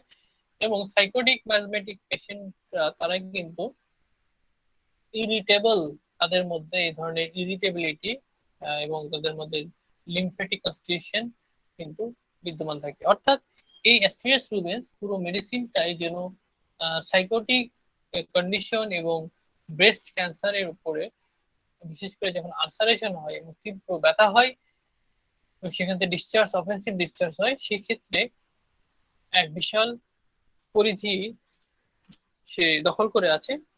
এবং এই রিলেটেড অ্যাস্টেরিয়াস রুবেন্স রিলেটেড যে রূপগুলো আমরা পাই রেপার্টরিতে পাই, যেমন চেস্ট ক্যান্সার মামা লেফট, বলা হচ্ছে যে এটা সাধারণত বাম পাশে ব্রেস্টটা বেশি এফেক্ট করে। Chest cancer mamma night pain, এই রাত্রে প্রচন্ড ব্যথা পায়। এবং chest cancer mamma accompanied by burning pain, সেখানে জ্বালা পোড়া রয়েছে এবং is accompanied by axillary gland enlarged, axillary gland গুলো ফুলে যাচ্ছে, মেটাস্টেসিস টু বোন, এবং হাড় পর্যন্ত মেটাস্টেসিস হচ্ছে। তার মানে এই অ্যাস্টেরিয়াস রুবেন্সও এই মারাত্মক কেসে, ব্রেস্ট ক্যান্সারের মারাত্মক কেসে আমাদের গুরুত্বপূর্ণ মেডিসিন। এরপর আমরা আসি যে বিষয়টা, সেটা হচ্ছে ফাইটোলক্কা। ফাইটোলক্কা ফাইটোলক্কা সম্পর্কে আমাদের বেশ ভালোই ধারণা রয়েছে। ফাইটোলক্কা আমরা মেডিসিন থেকে ব্রেস্টের উপরে অনেক বেশি অ্যাপ্লাই করে থাকি। তো এই ফাইটোলক্কা সাধারণত কি ধরনের ডায়াথিসিসের উপর কাজ করে? Patient of rheumatic diathesis, rheumatic diathesis যাদের শরীরে ব্যথা যন্ত্রণা, যাদের শরীরে ব্যথা যন্ত্রণা হয় বা বিশেষ করে বাতের জনিত কারণে ব্যথা যন্ত্রণা হয়, এ ধরনের ডায়াথিসিসের উপরে ফ্যাটোলক্কার একটা প্রভাব রয়েছে। এবং emaciation and chlorosis, loss of fat, এদের কি হয়, শীর্ণতা দেখা দেয়, রক্ত স্বল্পতা দেখা দেয়। লস অফ ফ্যাট মানে কি, তারা শুকায় যাচ্ছে, তাদের ফ্যাট লস হচ্ছে বডি থেকে। Great exertion and profound frustration, এর সঙ্গে প্রচন্ড দুর্বলতা, প্রচন্ড ক্লান্তি ভাব।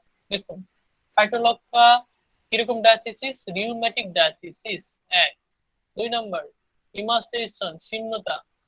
এবং 3 নম্বর তাদের মধ্যে প্রচন্ড দুর্বলতা। সাধারণত যারা ক্যান্সারের পেশেন্ট তাদের মধ্যে কিন্তু এই সিম্পটমটা পাওয়া যায়, যে প্রোফাউন্ড প্রস্ট্রেশন, ক্লোরোসিস, অ্যানিমিয়া, এই বিষয় কিন্তু পাওয়া যায়। হ্যাঁ, তো ফাইটোলক্কা এই মেডিসিনটাকে আমরা প্রয়োগ করতে গেলে আগে দেখবো যে তার মধ্যে কোন ধরনের ডায়াথিসিসটা রয়েছে। হ্যাঁ, রিউমেটিক ডায়াথিসিস, প্রোফাউন্ড প্রস্ট্রেশনাল সিম্পটম, এবং রোগজনিত কারণে ইমাসেশন হতে পারে এবং লস অফ ফ্যাট হতে পারে। সাধারণত ফাইটোলক্কার পেশেন্টরা কিন্তু মোটা সোটা হয়, কিন্তু রোগজনিত কারণে তাদের মধ্যে এই কি হয়, ফ্যাট লস হয়। মামা ফুল অফ হার্ড পেইনফুল নোডোসাইটিস, পুরো ব্রেস্টটাই শক্ত ব্যথা পূর্ণ গিট গিট নোডোসাইটিস, অনেকগুলো গিট গিট গিট গিট পাওয়া যায়। Breast shown an early tendency to cake in full, stony heart painful, especially when suppuration is inevitable. বলছে কি যে ব্রেস্টটা shown an early tendency to cake, মানে কেকের মতো হয়ে যায়। এখন এই কেকের মতো যখন লিখেছে আজ থেকে প্রায় মনে হয় 100 বছর আগে, তখনকার কেক আর বর্তমান সময়কার কেক কিন্তু এক না। এখন মিস্টার বেকারের কেক যদি হাত দিয়ে ধরা হয় তো সেটা একেবারে ফোমের মতো, তুলার মতো নরম। কিন্তু আগে যে কেক গুলো তৈরি হতো সেই কেক গুলো কিন্তু এরকম ছিল না। আপনারা আমরা দোকানে ওই যে আহ, ছোট ছোট কাগজের মধ্যে যে কেক গুলো পাই, হ্যাঁ, একটু শক্ত টাইপের, একটু শক্ত টাইপের এই ধরনের কেক, এই ধরনের কনসিস্টেন্সি কে বোঝানোর জন্য কেক শব্দটা ইউজ করছে। ব্রেস্ট শোন an early tendency two cake is full of stony hard painful especially when suppuration suppuration is inevitable, মানে হার্ড হয়ে গেছে এবং সেখানে পাস ফর্মেশন করেছে। এই ধরনের সিমটম ব্রেস্টের ফাইটোলক্কা খুব গুরুত্বপূর্ণ। ফাইটোলক্কাকে ব্রেস্ট অ্যাবসেসের ক্ষেত্রে কিন্তু প্রয়োগ করে খুব চমৎকার রেসপন্স হয় যদি ফাইটোলক্কার অন্যান্য সিমটম থাকে। এবং ফাইটোলক্কাকে যদি আমরা সঠিক জায়গায় প্রয়োগ করতে পারি এই ধরনের অ্যাবসেসের ক্ষেত্রে, সেক্ষেত্রে কিন্তু সার্জারি লাগে না। Typified breast neither heal nor separation is a purple hue and hard and all cheese. বলছে ব্রেস্টটা কেমন হয়ে গেছে, হার্ড হয়ে ওল্ড চিজ, পুরনো পনিরের মতো হয়ে গেছে, এবং সেটা কালারটা কেমন, পার্পেল কালার, এবং সেটা পাকেও না, গলেও না, নরম হয় না, শক্ত শক্ত হয়ে গেছে। দেখুন এই সিমটম গুলো কিন্তু আসলে ব্রেস্ট ক্যান্সারের সিমটম। এই সিমটম গুলো তখন ওই ভাষায় এভাবে ইউজ করেছে যে পার্পেল কালার হয়ে গেছে, পুরোনো চিচের মধ্যে শক্ত হয়ে গেছে, সেটা পাকেও না, গলেও না, যায়ও না। আসলে কোন টিউমার গুলো সাধারণত এই কি ধরনের ক্যান্সারাস টিউমার গুলো এরকম ভাবে সেগুলো দীর্ঘদিন যে অবস্থান করে এবং সেগুলো কিন্তু কালারটা চেঞ্জ হয়ে যায়। নিপল সেন্সিটিভ সোর ফিশার, এবং নিপলটা ফেটে যায়, নিপলটা বেশ সেন্সিটিভ, পেইনফুল। এই হচ্ছে ফাইটোলক্কার ব্রেস্ট রিলেটেড সিমটম, এবং তার ডায়াগনোসিসটা কিরকম হবে সেটা কিন্তু অলরেডি আমরা তুলে ধরেছি।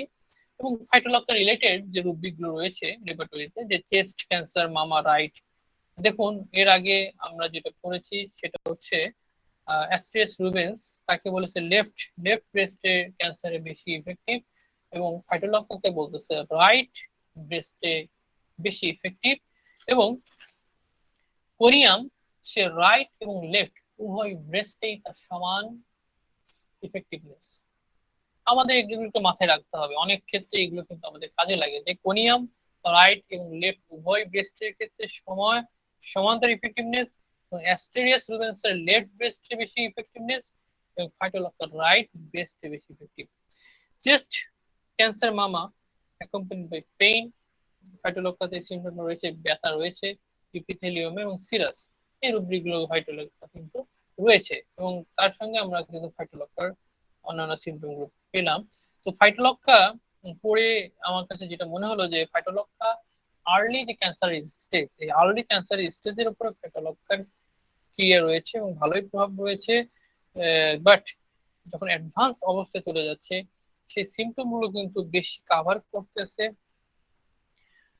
অ্যাস্টিয়াস রোবেন্স এবং কার্বো এনিমেলিস, এবং বেশি অ্যাডভান্স স্টেজে অ্যাস্ট্রিয়াস রুবেন্স এবং কার্বো এনিমেলিসটা বেশি কভার করতেছে, আর মাঝামাঝি অবস্থানে আছে কোনিয়াম। অর্থাৎ ফাইটোলক্কা আর্লি স্টেজের মধ্যে আছে, এটা কিন্তু আমার অ্যাজাম্পশন, হ্যাঁ, এটা যে ঠিক হবে 100% তা না। আমি সিমটম অনুযায়ী অ্যানালাইসিস করে বা রুগীকে দেখে আমার কাছে এটা মনে হয়েছে, বিভিন্ন রুগী দেখে, যে ফাইটোলক্কা সাধারণত আর্লি স্টেজের উপরে বেশি ইফেক্টিভনেস হতে পারে, এবং এর মাঝামাঝি অবস্থায় রয়েছে কোনিয়াম, এবং এর পরবর্তী অবস্থাগুলো রয়েছে অ্যাস্ট্রিয়াস রোবেন্স এবং কার্বো এনিমিডিস। এছাড়া আরো অন্যান্য মেডিসিনও রয়েছে, আমি সেগুলো আলোচনা করলাম না, আপনারা ম্যাথমেটিক্যাল এগুলো পাবেন, রেপার্টরিতে পাবেন, silicea, hydrastis, thuja, lachesis, graphites, phosphorus, arsenic, iod, বেলিস্পার, আর্সেনোসিন, অনেক মেডিসিনই রয়েছে। হ্যাঁ, আর্সেনিক রয়েছে, সিরিনাম রয়েছে। এই মেডিসিন গুলো কিন্তু আমরা আলোচনা করে, এই মেডিসিন গুলো আমরা লেখাপড়া করলে, আমরা স্টাডি করলে পেয়ে যাব। তো সবাইকে ধন্যবাদ সঙ্গে থাকার জন্য। আজকে এই পর্যন্তই ব্রেস্ট ক্যান্সারের উপর আলোচনা, এবং এটা কিন্তু আমাদের অ্যাডিনো কার্সিনোমার মধ্যে একটা আলোচনা করলাম, ব্রেস্ট ক্যান্সার। নেক্সটে আমরা এই অ্যাডিনো কার্সিনোমারই এটার অন্তর্ভুক্ত যে বিষয় নিয়ে আলোচনা করব ইনশাল্লাহ, সেটা হচ্ছে গিয়ে কোলোরেক্টাল ক্যান্সার। এই কোলোরেক্টাল ক্যান্সার নিয়ে আমরা নেক্সট ক্লাস আলোচনা করব। এরপরে যদি আল্লাহ বাঁচায় রাখেন, লাংস ক্যান্সার, প্রোস্টেট ক্যান্সার, কেননা এই লাংস ক্যান্সার, প্রোস্টেট ক্যান্সার নিয়ে কিন্তু আমাদের কাছে রোগীরা আসে। প্যানক্রিয়াটিক ক্যান্সার খুব কম, খুব একটা বেশি আসে না, but lungs cancer, prostate cancer এগুলো নিয়ে ইনশাল্লাহ আলোচনা করব। তো আজকের মতো এতটুকুই, সঙ্গে থাকার জন্য সবাইকে ধন্যবাদ। এখন যদি কোনো প্রশ্ন থাকে, আর এখানে যে রেডিয়েশনটার কথা আলোচনা করা হয়েছে, এটা হচ্ছে আপনার রেডিয়েথেরাপি, রেডিয়েশন থেরাপি। যেমন ধরুন অনেকে রেডিয়েশন থেরাপি নিচ্ছে, কি ক্ষেত্রে রেডিয়েশন থেরাপি নিচ্ছে?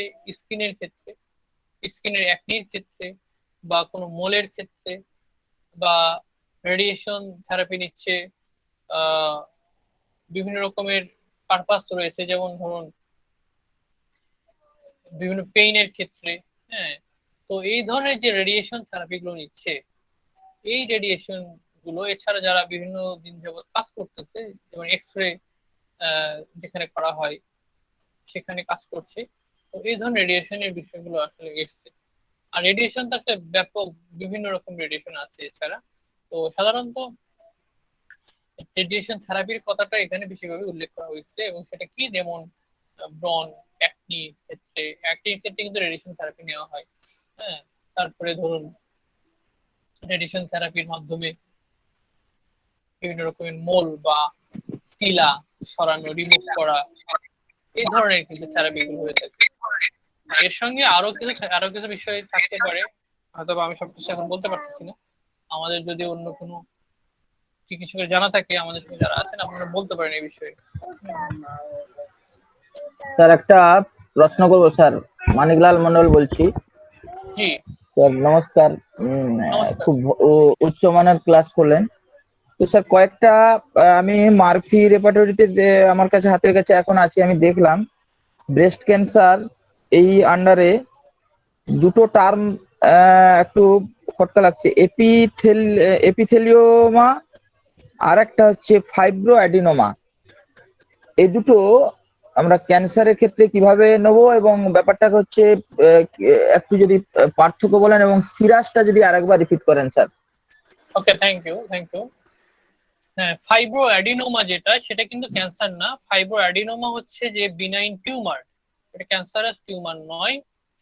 ফাইব্রাস এবং গ্ল্যান্ড দুটোই এফেক্টেড হয় এই ধরনের টিউমারের ক্ষেত্রে। এটা আমরা আল্ট্রাসাউন্ড করেও কিন্তু আমরা এই ধরনের বিষয়টা বুঝতে পারি, এবং যদি আমরা স্ক্যান করি, এমআরআই করে স্ক্যান করি, তো সেক্ষেত্রে কিন্তু এটা পাওয়া যায় যে ফাইব্রো অ্যাডিনোমা, মানে এখানে ফাইবার মাসেল রয়েছে এবং গ্ল্যান্ড রয়েছে, এই দুটাকে কানেক্ট করে যে টিউমারটা গ্রো হয়েছে, এটা হচ্ছে ফাইব্রো অ্যাডিনোমা। এটা হচ্ছে নন ক্যান্সারাস, এটা হচ্ছে আপনার বিনাইন টিউমার।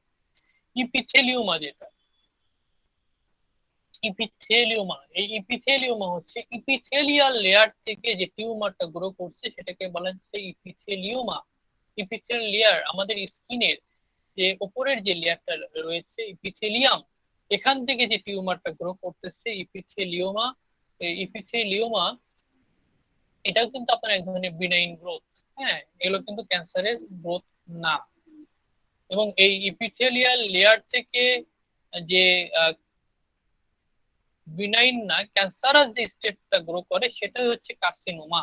এবং সেই কার্সিনোমার মধ্যে রয়েছে কি, এর আগে আমরা আলোচনা করেছি যে squamous cell carcinoma, basal cell carcinoma, আজকে আলোচনা করছি adeno carcinoma. But epithelial layer থেকে যদি সাধারণ টিউমার গ্রো করে, সেটাকে বলা হয় ইপিথেলিওমা। আর সিরাস কি, সিরাস শব্দের অর্থ আপনি বাংলায় বুঝতে চান তো কি, শুকিয়ে যাওয়া একটা জায়গায়, ঝুনা, যেমন যেমন নারিকেল, একটা ডাব সেটা যখন শুকিয়ে যায়, নারিকেল হয়ে যায়, তখন কি হয়ে যায়, ঝুনা হয়ে যায়। তখন কি হয়ে যায়, সেটা কিন্তু আর ডাবের মতো বড় থাকে না, সেটা ছোট হয়ে যায়। তো ওই রকম ভাবে আপনার অর্গান যে স্বাভাবিক সাইজ, সেই সাইজটা যখন রিডিউস হয়ে যায়, কুচকে আসে, ছোট হয়ে আসে, এবং এটা ক্যান্সার হলে এই অবস্থাটা, যখন ক্যান্সার অ্যাডভান্স হতে থাকে, তখন কিন্তু এই অবস্থাটা আসে। তখন সেটাকে সিরাস বলা হয়। ব্রেস্টটা কুচকে যায়, ঝুলে যায়, ছোট হয়ে যায়, শেপটা ডিফর্মড হয়ে যায়, সুন্দর শেপ থাকে না, গোলাকার শেপ থাকে না, তখন এটাকে বলা হয় সিরাস। এই তো, আর কিছু? স্যার এগুলো এগুলো থেকে কি ক্যান্সারের সম্ভাবনা নেই স্যার? এই এইটা ফাইব্রোঅ্যাডিনোমা এবং এপিথেলিওমা, এটা কি ক্যান্সারে টার্ন হতে পারে না, চেঞ্জ হতে পারে না এটা? যেগুলো বিনাইন সেগুলো সাধারণত ক্যান্সারে টার্ন করে না। যেগুলো বিনাইন সেগুলো সারা জীবন বিনাইনই থাকে। তবে যদি এক্সটার্নাল এক্সপোজড হয়, যেমন ধরুন এই যে রেডিয়েশন বা বিভিন্ন এনভায়রনমেন্টাল ক্ষেত্র, সেক্ষেত্রে হয়তো হতে পারে তো সেটা মানে এটার সঙ্গে রিলেটেড বিষয় না। কারণ যেগুলো এই ধরনের অ্যাডিনোমা, যেগুলো ফাইব্রো অ্যাডিনোমা বা আপনার এপিথেলিওমা, এই বিনাইন গুলো সাধারণত বিনাইন অবস্থাতেই থাকে। আর যেগুলো ক্যান্সারাস, সেগুলো জন্মই হয় ওই ক্যান্সারাস অবস্থা নিয়ে। আর সিরাজ যেটা, সেটা তো ক্যান্সার। সিরাজটা কিন্তু আপনার না, বিনাইন না, সিরাজটা হচ্ছে ক্যান্সার।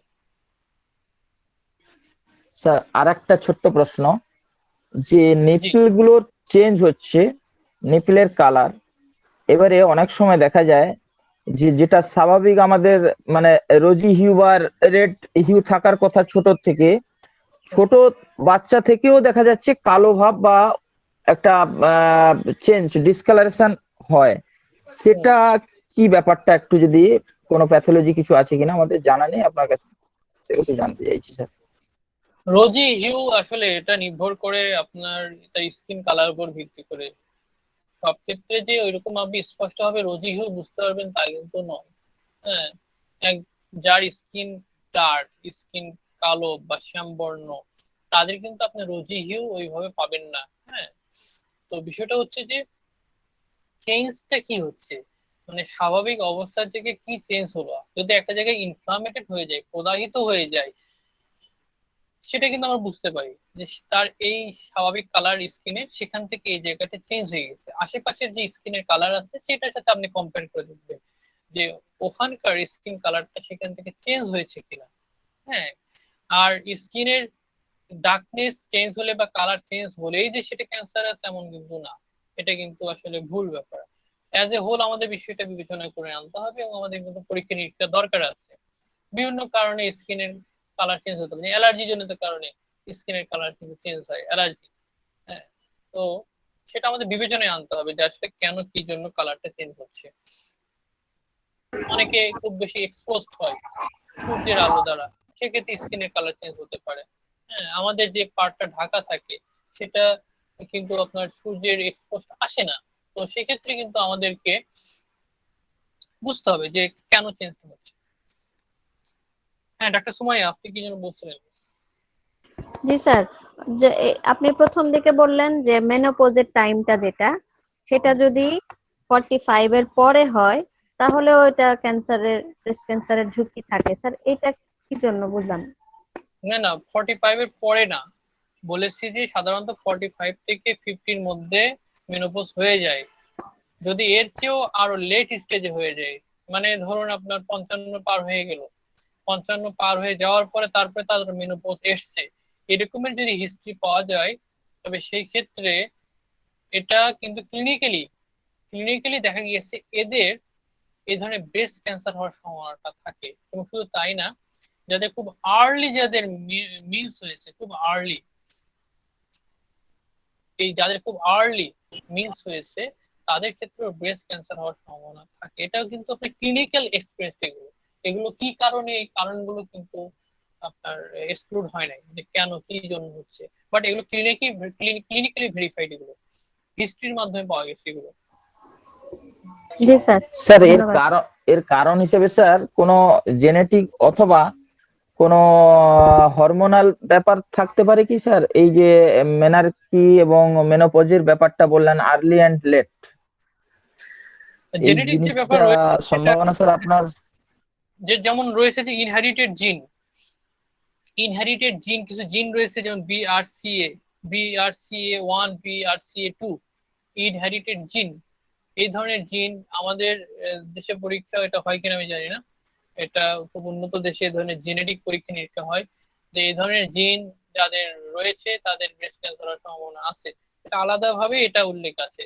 আর ওই যে বিষয়গুলো যেটা বলছেন যে হরমোনাল কোনো বিষয় জড়িত কিনা, জেনেটিক কোনো বিষয় জড়িত কিনা, অবশ্যই থাকতে পারে। যেহেতু আমাদের বডির নেচারটা ডিপেন্ড করে জিনের উপরে, আর হরমোনের সঙ্গে কিন্তু এই যে হরমোন থেরাপি বা হরমোনের সঙ্গে কিন্তু এই ধরনের চেঞ্জ গুলো হতে পারে, সুতরাং থাকতে পারে। এটা অস্বাভাবিক কিছুই না। হয়তোবা গবেষণা করলে হয়তোবা আরো কিছু পাওয়া যাবে, বা গবেষণা আছে, আমি হয়তো বিষয়গুলো জানি না, এটা আরো খুঁজতে হবে। Sir hello sir. আরেকটা জিনিস আচ্ছা আমি বলি তারপরে বললেন সৈকত বিশ্বাস, আপনি তারপর বলবেন প্লিজ। এই আরেকটা জিনিস যেটা বলতে গিয়ে প্রেস লাগাই দিল আমার। আচ্ছা সৈকত বিশ্বাস আপনি বলেন, আমি তারপরে রেডি করে বলছি। হ্যাঁ বলছি, স্যারের কাছে জানতে চাইছি যে অ্যাডিনোকার্সিনোমা, এটা ক্লিনিক্যালি আমরা কিছু বুঝতে পারবো কিনা? অনেক ল্যাবরেটরি ডায়াগনোসিস বাদে ক্লিনিক্যাল সিমটম দেখে বুঝতে পারবো যে এটা অ্যাডিনোকার্সিনোমা হচ্ছে? অ্যাডিনো ওই হ্যাঁ, ফাইব্রোঅ্যাডিনোমা। ফাইব্রোঅ্যাডিনোমা। হ্যাঁ, ফাইব্রোঅ্যাডিনোমা যদি ম্যামোগ্রাফি করা হয়, ম্যামোগ্রাফি করলে বা ব্রেস্টে যদি আল্ট্রাসোনোগ্রাফ করা হয়, আল্ট্রাসোনোগ্রাফি করলে কিন্তু সেক্ষেত্রে ফাইব্রোঅ্যাডিনোমাটা বোঝা যায়। না, আমি ওটার কথা বলছি না। আমি বলছি জি, শুধু ব্রেস্ট দেখে ব্রেস্টে হাত দিয়ে ক্লিনিক্যাল এক্সামিনেশন করে কি বোঝা যাবে যে কোনো সিমটম, এই সিমটম পার্টিকুলার এটা এটা দিলে ফাইব্রো অ্যাডিনোমা হবে? এটা সাসপেক্ট করা যায় কিন্তু আপনি নিশ্চিত হতে পারবেন না। আপনি নিশ্চিত হতে হলে অবশ্যই আল্ট্রাসোনোগ্রাফি করতে হবে। সেটা অভিজ্ঞতাই, ঠিক। হ্যাঁ অভিজ্ঞতায় সাসপেক্ট করা যায় যে হ্যাঁ এরকম কনসিস্টেন্সিটা এরকম, এটা কিছুটা সলিড সেমি সলিড, হ্যাঁ এটা মার্জিনটা রেগুলার মার্জিন, ইরেগুলার না, খুব হার্ড না, সুতরাং এটা ফাইব্রয়েড হতে পারে। এরকম এরকম ভাবে আপনি সাসপেক্ট করতে পারেন। বা অন্যান্য সাইন সিমটম যে ব্রেস্টের অন্যান্য স্ট্রাকচার ঠিক আছে বা অন্যান্য সিমটম গুলো যেগুলো ক্যান্সার রিলেটেড সেগুলো নাই তার মধ্যে, তখন আপনি সাসপেক্ট করতে পারেন, হ্যাঁ অ্যাজাম করতে পারেন এটা মনে হয় ফাইব্রয়েড। বাট আপনি যদি নিশ্চিত হতে চান, রোগীকে নিশ্চিত ভাবে বলতে চান এটা কি, তাহলে কিন্তু আপনাকে অবশ্যই আল্ট্রাসোনোগ্রাফি করতে হবে। আরেক আরেকটা কোশ্চেন, ফাইব্রোডিনোমা যদি আমরা অনেক দিন ধরে ফেলে রাখি, এটা বিনাইন ধরে ঠিক আছে, কিন্তু যদি অনেক দিন ধরে সারছে না, একভাবে রয়েছে, সেখান থেকে যদি ইনফিল্ট্রেশন হয় তাহলে কি পরে কার্সিনোমার দিকে যেতে পারে? না, এটা কার্সিনোমার দিকে যায় না। ফাইব্রোঅ্যাডিনোমা কার্সিনোমার দিকে যায় না। রিস্ক ফ্যাক্টরের মধ্যে এই বিষয়টা আসে নাই। হুম। আচ্ছা, এবার আমি বলি স্যার, যে প্রথমে বলছিলেন যে লাম্প যেটা ধরা পড়ে প্রথমে, সেটা প্রথম ক্যান্সার, ব্যথাটা বোঝা যায় না বা ক্যান্সারটাও তখন বোঝা যায় না, তাহলে কিভাবে কখন বুঝবো যে এটা ক্যান্সারের দিকে যাচ্ছে লাম্পটা, ওই পিণ্ডটা কিভাবে বুঝবো, আচ্ছা, যেহেতু পেইন হয় না প্রথম দিকে? হ্যাঁ সেক্ষেত্রে যদি এরকম কোনো লাম্প পাওয়া যায়, অবশ্যই সেক্ষেত্রে ডাক্তারের মানে রোগীদের জন্য অ্যাডভাইস যে তারা ডাক্তারের পরামর্শ নেবে এবং তারা পরীক্ষা নিরীক্ষা করবে। আর আমরা যারা ডাক্তার আছি, আমাদের কাছে রোগীরা যদি আসে, অবশ্যই আমরা প্রথমে যেটা করবো আল্ট্রাসাউন্ড করে দেখবো। আল্ট্রাসাউন্ড করে দেখি, যদি দেখি যে হ্যাঁ সেখানে আমরা স্পষ্ট বক্তব্য পাচ্ছি যে সেখানে কি চেঞ্জ হয়েছে, তো হয়ে গেল। যদি স্পষ্ট করতে না পারে আল্ট্রাসাউন্ড, তখন আমরা এফএনএসি দিব। এফএনএসি দিয়ে আমরা নির্ণয় করব আসলে তার আসলে বিষয়টা কি। তারপর যদি প্রয়োজন হয় তাহলে সেক্ষেত্রে আমরা এমআরআই করব। হ্যাঁ, এটি স্টেপ বাই স্টেপ এভাবে আগাতে হয় আসলে। Thank you sir. স্যার, এই ব্রেস্টে তো টিবিও হয়, এটার সাথে কি এটার কোনো গোলমেলে কোনো সম্পর্ক আছে?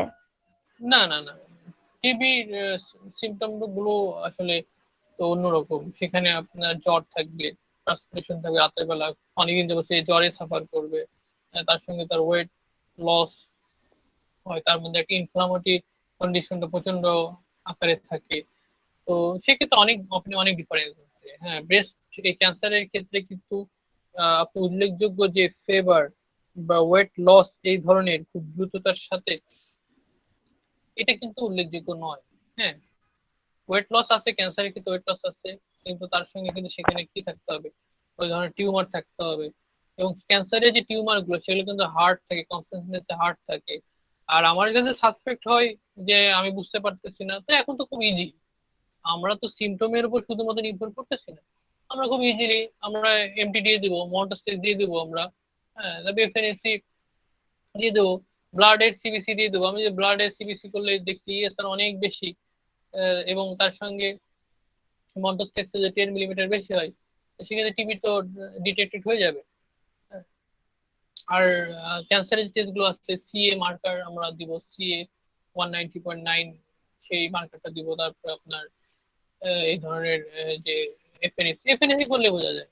এফএনএসি এই যে গতকালকে একটা পেশেন্টকে এরকম ভাবে তার সেমি সেমিনোমা, হ্যাঁ তার যে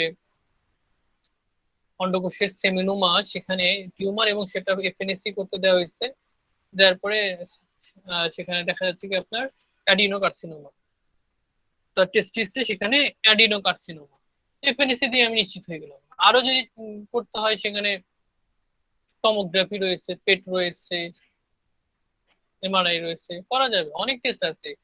আমরা এই জন্য আধুনিক যে চিকিৎসা ডায়াগনোসিস এটাকে অবশ্যই নেব, কেননা আমরা আধুনিক আধুনিক এই ডায়াগনোসিস গুলোর হেল্প নিলে কিন্তু আমরা খুব সহজেই বুঝতে পারতেছি রোগটার গভীরতা কি, রোগটা কোন অর্গানে কোন লেভেলে আছে, কোন স্টেজে আছে, এবং সেই অনুযায়ী কিন্তু আমরা রোগীকে পরামর্শ দিতে পারবো। এই যে আপনি দেখেছেন একটা সময়, আপনি তো আমার আউটডোরে গেছিলেন, রুগীদেরকে যে আমি টেস্ট গুলো দিই, আপনি যেদিন ছিলেন ওই দিন তো কত মনে হয় 110 জন রোগী দেখছি, তাই না? এবং সেখানে না, প্রায় 125, 125। 25 জন রোগী দেখছি, হ্যাঁ। এবং আমি সেখানে বলতে গেলে প্রতিটা রোগীর কিন্তু আমি টেস্ট গুলো দেখেছি, যাদের টেস্ট করা ছিল তো ছিল, যাদের টেস্ট ছিল না ওই দিনও তো মনে হয় প্রায় 70 থেকে 80 জন রোগীকে টেস্ট দিয়েছি। তো টেস্ট গুলো আসলে কেন দিই? টেস্ট গুলো এই জন্যই দিই যে রোগীর রোগের গভীরতাটা কোথায়, কতটুকু গভীরতা, এক। দ্বিতীয় বিষয় হচ্ছে যে আমি যে ট্রিটমেন্ট করতেছি তার ফলো আপে আমার মেডিসিনটা কতটুক কতটুক কাজ করতেছে, কি কাজ করতেছে, কি অগ্রগতি হচ্ছে, কি হচ্ছে না। হ্যাঁ, এই বিষয়গুলো কিন্তু দেখা যায় টেস্টের মাধ্যমে। সেক্ষেত্রে আমরা ব্লাড টেস্ট, আমরা আলট্রাসোনোগ্রাফি, সেক্ষেত্রে এক্স রে, সেক্ষেত্রে এই ধরনের এফএনএসি, যাহা দরকার হয় যত রকমের টেস্ট আছে আমরা কিন্তু এগুলো করতে পারি। এবং এই টেস্ট গুলো করলে খুব ইজিলি, যেমন আপনাকে তো দেখালাম এই যে আপনি দেখছেন কিছু কিছু রুগী, আমি আপনাদেরকে হাতে কলমে দেখিয়ে দিয়েছি যে দেখুন রুগীর পেইন কমে গেছে, তার ইচিং দেখা দিচ্ছে এখন। তার কি ছিল? তার হচ্ছে কি সার্ভাইকেল স্পন্ডিলোসিস, তার মেরুদণ্ডের স্পাইনে সেখানে কি হয়েছে, সেখানকার হাড়ের প্রবলেম হয়েছে, সেখানে হাড়ের প্রবলেম হয়ে স্পন ডিজেনারেশন হয়েছে, স্পন্ডিলোসিস হয়েছে। বাট মেডিসিন দিয়েছি, তার হাড়ের ব্যথা যন্ত্রণা কমে এখন তার স্কিনের সমস্যা দেখা দিচ্ছে, এক। আবার আপনাকে এটাও দেখিয়েছি যে তার সিমটমটা হাতে একজিমা, হাতের সিমটমটা কমে এখন পায়ে তার চুলকানি বেড়ে গেছে। হ্যাঁ, তো এই যে সেন্টার টু পেরিফেরি, যখন মেডিসিনটা ওয়েল সিলেক্টেড হয়, মেডিসিন যখন আমার সঠিকভাবে প্রয়োগ হয়, তখন কিন্তু এই সেন্টার টু পেরিফেরি হয়। এখন রুগী আমার কাছে প্যাথোলজি নিয়ে এসেছে, ইন্টারনাল একটা প্যাথোলজি নিয়ে এসেছে, ডেপথ একটা প্যাথোলজি নিয়ে এসেছে। আমি এটা না বুঝে আমি সুপারফিশিয়াল একটা মেডিসিন প্রয়োগ করলাম, সেই ক্ষেত্রে আমার মেডিসিনটা কি রুগীটাকে সারাবে, নাকি প্যালিয়েশন করবে, না সাপ্রেস করবে, এটা একটু আমাদের ভেবে দেখা দরকার। সিমটম, হাড়ের ক্ষয় হয়ে গেছে, হাড়ের ডিজেনারেশন হয়ে গেছে, সেক্ষেত্রে যে সিমটম দিচ্ছে রুগী, ইউরিক অ্যাসিড বেড়ে গেছে, একই সিমটম দিচ্ছে, মাসেল স্পাজম হয়েছে, একই সিমটম দিচ্ছে, ভিটামিন ডি এর ডিফিসিয়েন্সি হয়েছে, একই সিমটম দিচ্ছে। সিমটম একই রকম, অরিজিন ভিন্ন ভিন্ন। তা আমি যদি এই অরিজিনটা না বুঝি যে কোন লেভেল থেকে কোন স্টেজ থেকে সিমটমটা ডেভেলপ করতেছে, এবং সেই অনুযায়ী যদি মেডিসিন প্রয়োগ না করতে পারি, তাহলে centre to periphery, inner to outward, এই ধরনের কিন্তু অবস্থাগুলো আমরা দেখতে পারবো না। হ্যাঁ, এবং আমাদেরকে এই অন্ধের মধ্যে শুধু ঢিল ছুঁড়ে যেতে হবে। এই জন্য আমরা অবশ্যই আধুনিক চিকিৎসা বিজ্ঞানের সহযোগিতা নিলে কিন্তু আমাদের জন্য ইজি হয়। এর পূর্বে গত আলোচনা ক্লাসে একজন বলেছে যে আমি যে বিষয়টা বলেছি, মেডিসিন অ্যাপ্লাইং এর যে বিষয়গুলো বলেছি তাতে করে প্যালিয়েশন হচ্ছে হয়তোবা। তো সেখানে অমরনাথ স্যার অবশ্য তিনি প্রোটেস্ট করেছেন যে তুমি এভাবে বলবে না। অসুবিধা নাই, যারা কারো মধ্যে প্রশ্ন থাকতেই পারে প্যালিয়েশন হচ্ছে কিনা। এই জন্য ডক্টর সুমাইয়া গিয়েছিল আমি আউটডোরে, আমি ওকে বেশ কয়েকটা কেস দেখেছি যে দেখেন যে প্যালিয়েশন হলে কিন্তু এই সিমটম গুলো হতো না, হেরিংস এর ল ফলো করতো না। এবং আমরা যখন মেডিসিন সিলেক্ট করি, অবশ্যই রুগীকে কোন গভীরতা থেকে মেডিসিনটা প্রয়োগ করলে কোন লেভেল থেকে কাজ করবে, মেডিসিনটা কোন লেভেল থেকে কাজ করা শুরু করবে, সেটা কিন্তু আমাদেরকে বুঝতে হবে। সেটা না বুঝলে কিন্তু হবে না। ডক্টর স্যামুয়েল হ্যানিম্যান তিনি সালফার ক্যালসিয়াম লাইকোকে ট্রাই বলেছেন। কেন বলেছেন আমরা যদি চিন্তা করি যে কনস্টিটিউশন মেডিসিন লাইকোপোডিয়াম আমি দিলাম রোগী সেরে যাবে, যদি এই চিন্তা ভাবনাই করি যে রোগী কনস্টিটিউশন লাইকোপোডিয়াম, তাকে লাইকোপোডিয়াম দিব তার সব অবস্থা কিছু চলে যাবে, সব সেরে যাবে, এটাই যদি হয়ে থাকে, তাহলে কেন কমপ্লিমেন্টারি মেডিসিনের দরকার হবে, কেন ট্রাইও আসবে? যে সালফারের মেডিসিন, তাকে সালফার দিব, রোগীর সব সেরে যাবে, এই ধারণাটা আসলে ভুল। রোগী তার জীবন অতিবাহিত করতে গিয়ে যে সালফারের রোগী, সেই জন্মের পর থেকে সালফার হতে সালফার অবস্থায় থেকে আজ আমার কাছে এসছে 30, 40, 50 বছর পর, সে যে সালফারের ওই স্টেজেই আছে, সেটা কিন্তু আমাদের বিবেচনা করতে হবে সেই স্টেজে আছে কিনা, নাকি তো স্টেজটা চেঞ্জ হয়ে গেছে, সে কনস্টিটিউশনালি কোন অবস্থার মধ্যে বিরাজ করতেছে, এগুলো কিন্তু আমাদের ভাববার বিষয়, এবং এই ভাবনা হ্যানিম্যান সাহেব ভেবেছিলেন বলেই তিনি কিন্তু বলেছিলেন যে সালফার লাইক সালফার ক্যালকেটাম লাইকো ট্রায়ো, এবং তারপরে কোনটা ইউজ করা যায় না, কেন ইউজ করা যাবে না, কিভাবে ইউজ করতে হবে, এই বিষয়গুলো কিন্তু উনি বলেছেন। এবং মাইজমেটিক হিসেবে বলেছেন অ্যান্টিসোরিক কখন প্রয়োগ করতে হবে, কখন অ্যান্টিসাইকোটিক আগে প্রয়োগ করতে হবে, কখন অ্যান্টিসিবিলিটি আগে প্রয়োগ করতে হবে। কেন তিনি বললেন, কেন, হয়?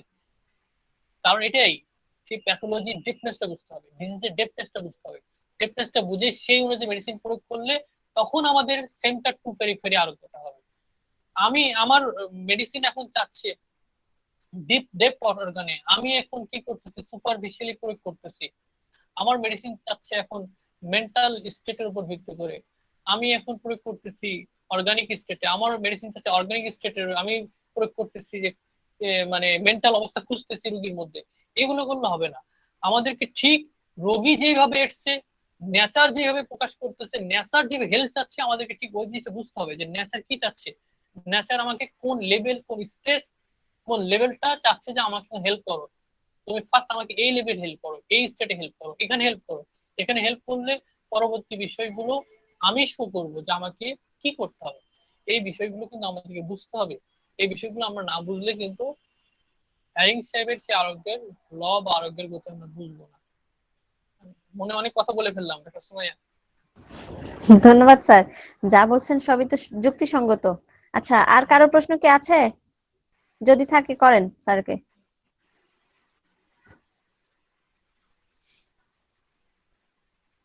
আচ্ছা, ধন্যবাদ জানাচ্ছেন। আর একজন ডাক্তার মোহাম্মদ, জি জি। পিউবার্টি হ্যাঁ আর মেনোপজ এরকম। হ্যাঁ, ডাক্তার সাহেব আপনি বলেন তো, আপনার তো জানার কথা যে পিউবার্টি সাধারণত কত এজে হয়? স্যার 11 থেকে 12, 13 এরকম। হ্যাঁ, 11 থেকে 13 মধ্যে হয়। এখন যদি হুম, 9 বছরে হয়ে যায়, অনেকে কিন্তু হয় এটা, 9 বছরে জি হয়ে গেছে, 10 বছরে হয়ে গেছে, এটাকে আর্লি বলা হয়। স্যার, অনেক সময় তো গ্রোথ ভালো থাকলে দেখা যায় বাচ্চাদের 8-9 বছরে হয়ে যায়, তাহলে এটাও কি হ্যাঁ, আলটিমেট ওইরকম এটাও আর্লি। প্রবলেমেটিক? জি, এটাও problematic early. Right right. Problematic মানে তাদের টেন্ডেন্সিটা থাকে আর কি। এই মানে যে আপনি এটা ধরে নিলে হবে না যে তার ব্রেস্ট ক্যান্সার হবে, না মানে না, এটা ক্যান্সারের এটা জন্য না, এটাও একটা প্রবলেমই, আগে এটা আগে একটা হয়ে প্রবলেম, যাওয়াটা। আর্লি হয়ে যাওয়া একটা প্রবলেম। আচ্ছা, আর কেউ মনে হয় কিছু বলতে চাচ্ছিলেন? হ্যাঁ, মি- ঠিক আছে ডাক্তার বলুন। রফিকুল ইসলাম স্যার, বলেন। স্যার আমি স্যার বলি না।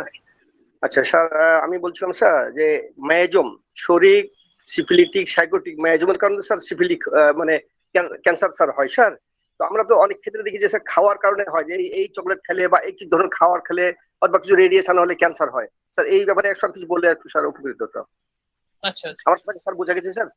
জি আমার ধন্যবাদ। কথা। হ্যাঁ, জি বুঝতে পেরেছি, আপনাকে ধন্যবাদ। আপনি বলছেন যে আমরা তো হোমিওপ্যাথরা বলি যে ম্যাজমেটিক কারণে ক্যান্সার হয়, কিন্তু আবার পজিটিভ ফ্যাক্টর আমরা দেখি যে বিভিন্ন পজিশনে, খাবার দাবার ইত্যাদি, রেডিয়েশনের কারণে ক্যান্সার হয়। আসলে বিষয়টা মিল কোথায়?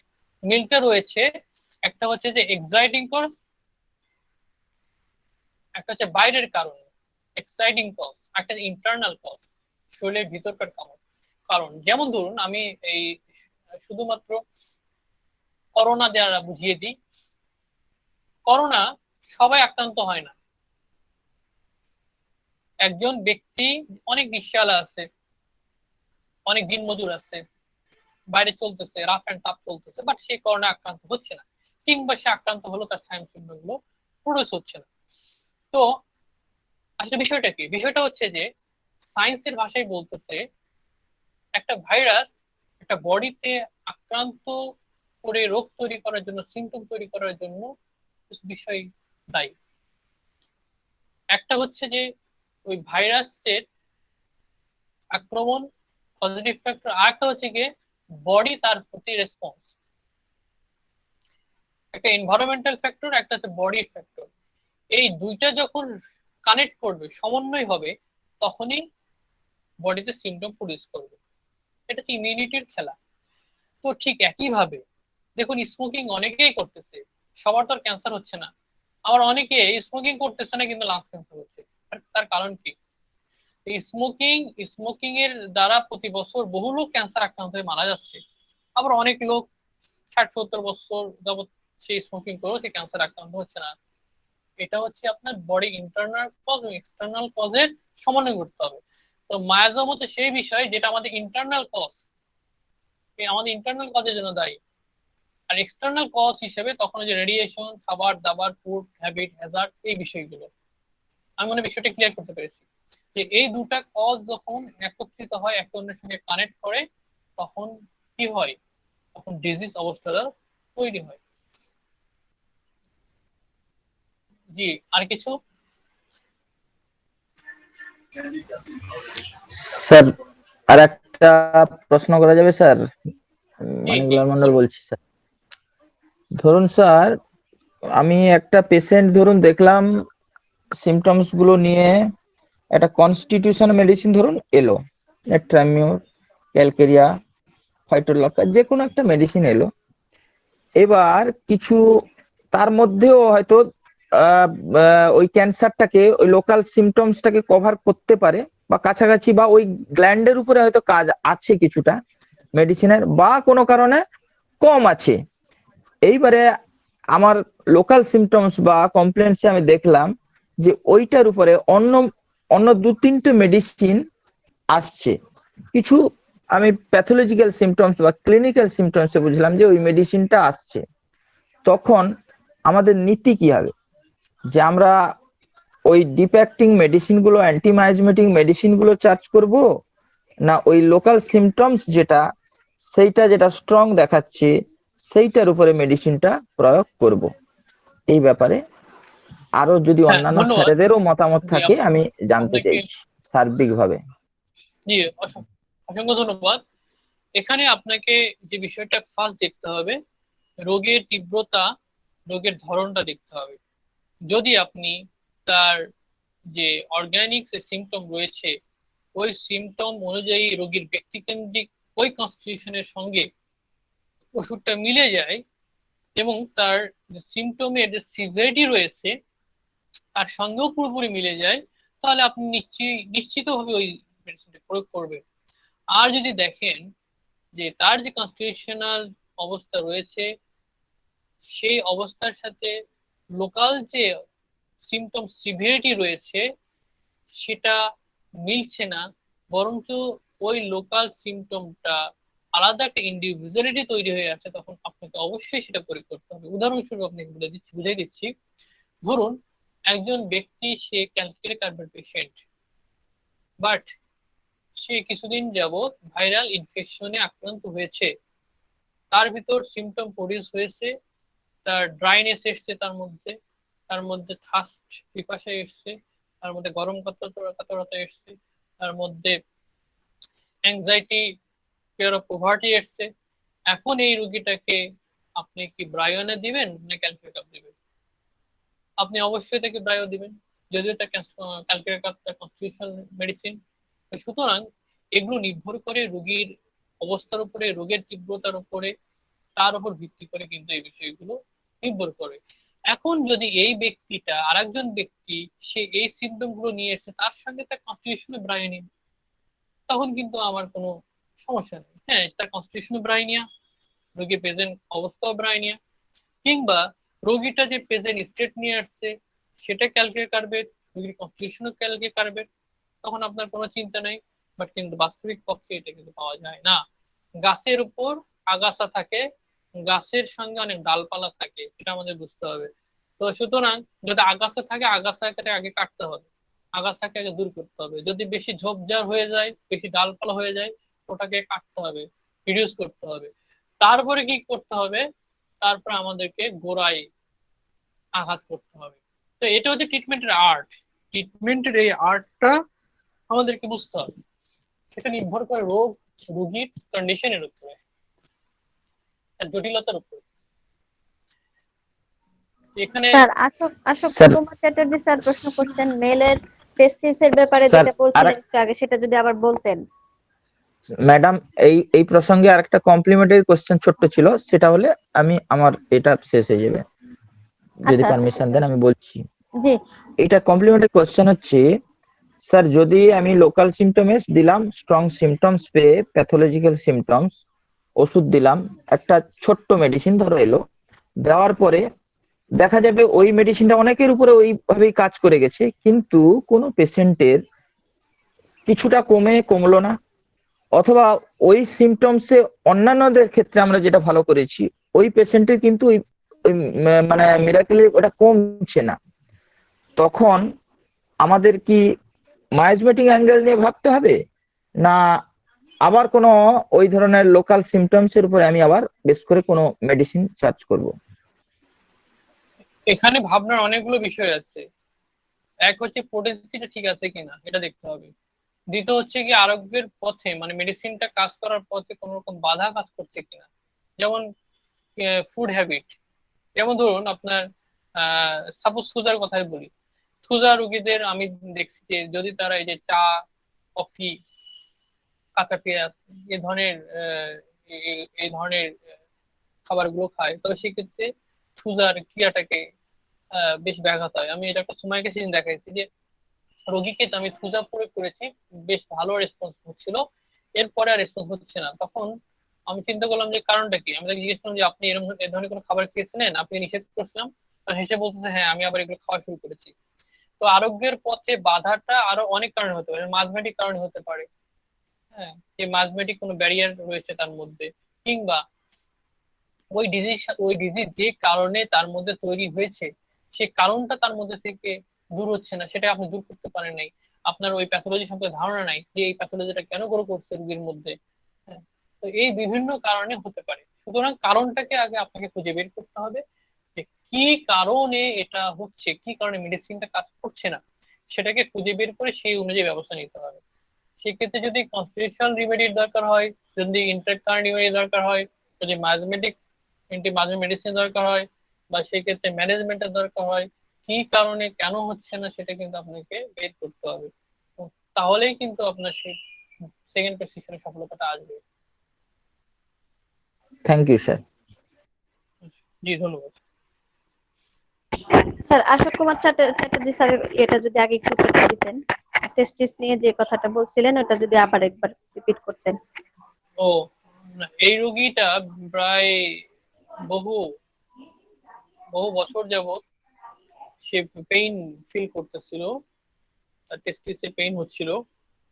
তো আল্ট্রাসোনোগ্রাফি করেছে, আল্ট্রাসোনোগ্রাফি করার পর সেখানে টিউমার পাওয়া গেছে। হ্যাঁ, সেমিনোমা, সেখানে টিউমার পাওয়া গেছে সেমিনাল ভেসিকলে। তো এই অনুযায়ী ট্রিটমেন্ট চলতেছিল তার, পেইন কমে না। পরে তাকে এফএনএসি করালো ওখান থেকে। এফএনএসি করার পরে দেখা গেল যে তার সেখানে কার্সিনোমা মানে অ্যাডিনো কার্সিনোমা। তো দেখুন, তার কিন্তু সেখানে কোনো আলসারেশন ছিল না, তার সেখানে কোনো আলসারেশন ছিল না।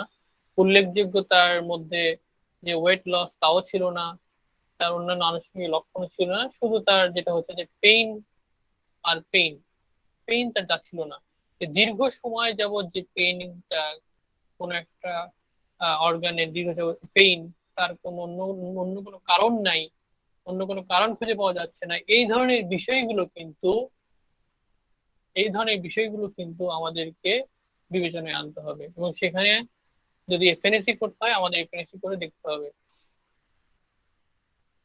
এবং বেশ কিছু রোগী আছে যাদেরকে এই ধরনের টেস্ট দিয়ে এফএনএসি করে দেখা যায় যে তাদের ক্যান্সার, অথচ রোগীটা স্বাস্থ্য একেবারে পুরোপুরি সুস্থ, সে আপনাকে 10 জন মানুষের সাথে ফাইট করে তাদেরকে হারাই দিতে পারবে এরকম শক্তিশালী মানুষ, বাট তার মধ্যে ক্যান্সার। সুতরাং ক্যান্সার হলেই যে একেবারে রোগী শুকায় যাবে, রোগী একেবারে জীর্ণ শীর্ণ হয়ে যাবে, দুর্বল হয়ে যাবে, হ্যাঁ তা কিন্তু না। আমি ক্যান্সারের বহু রোগী দেখছি তারা বেশ রোবাস্ট হেলদি, আবার অনেক সাধারণ ডিজিজের কারণেও অনেকে খুব ক্লান্ত অবসন্ন হয়ে পড়ে। তো এগুলো আসলে এক্সপিরিয়েন্সের ব্যাপার, এগুলো অভিজ্ঞতার ব্যাপার, অবজারভেশনের ব্যাপার।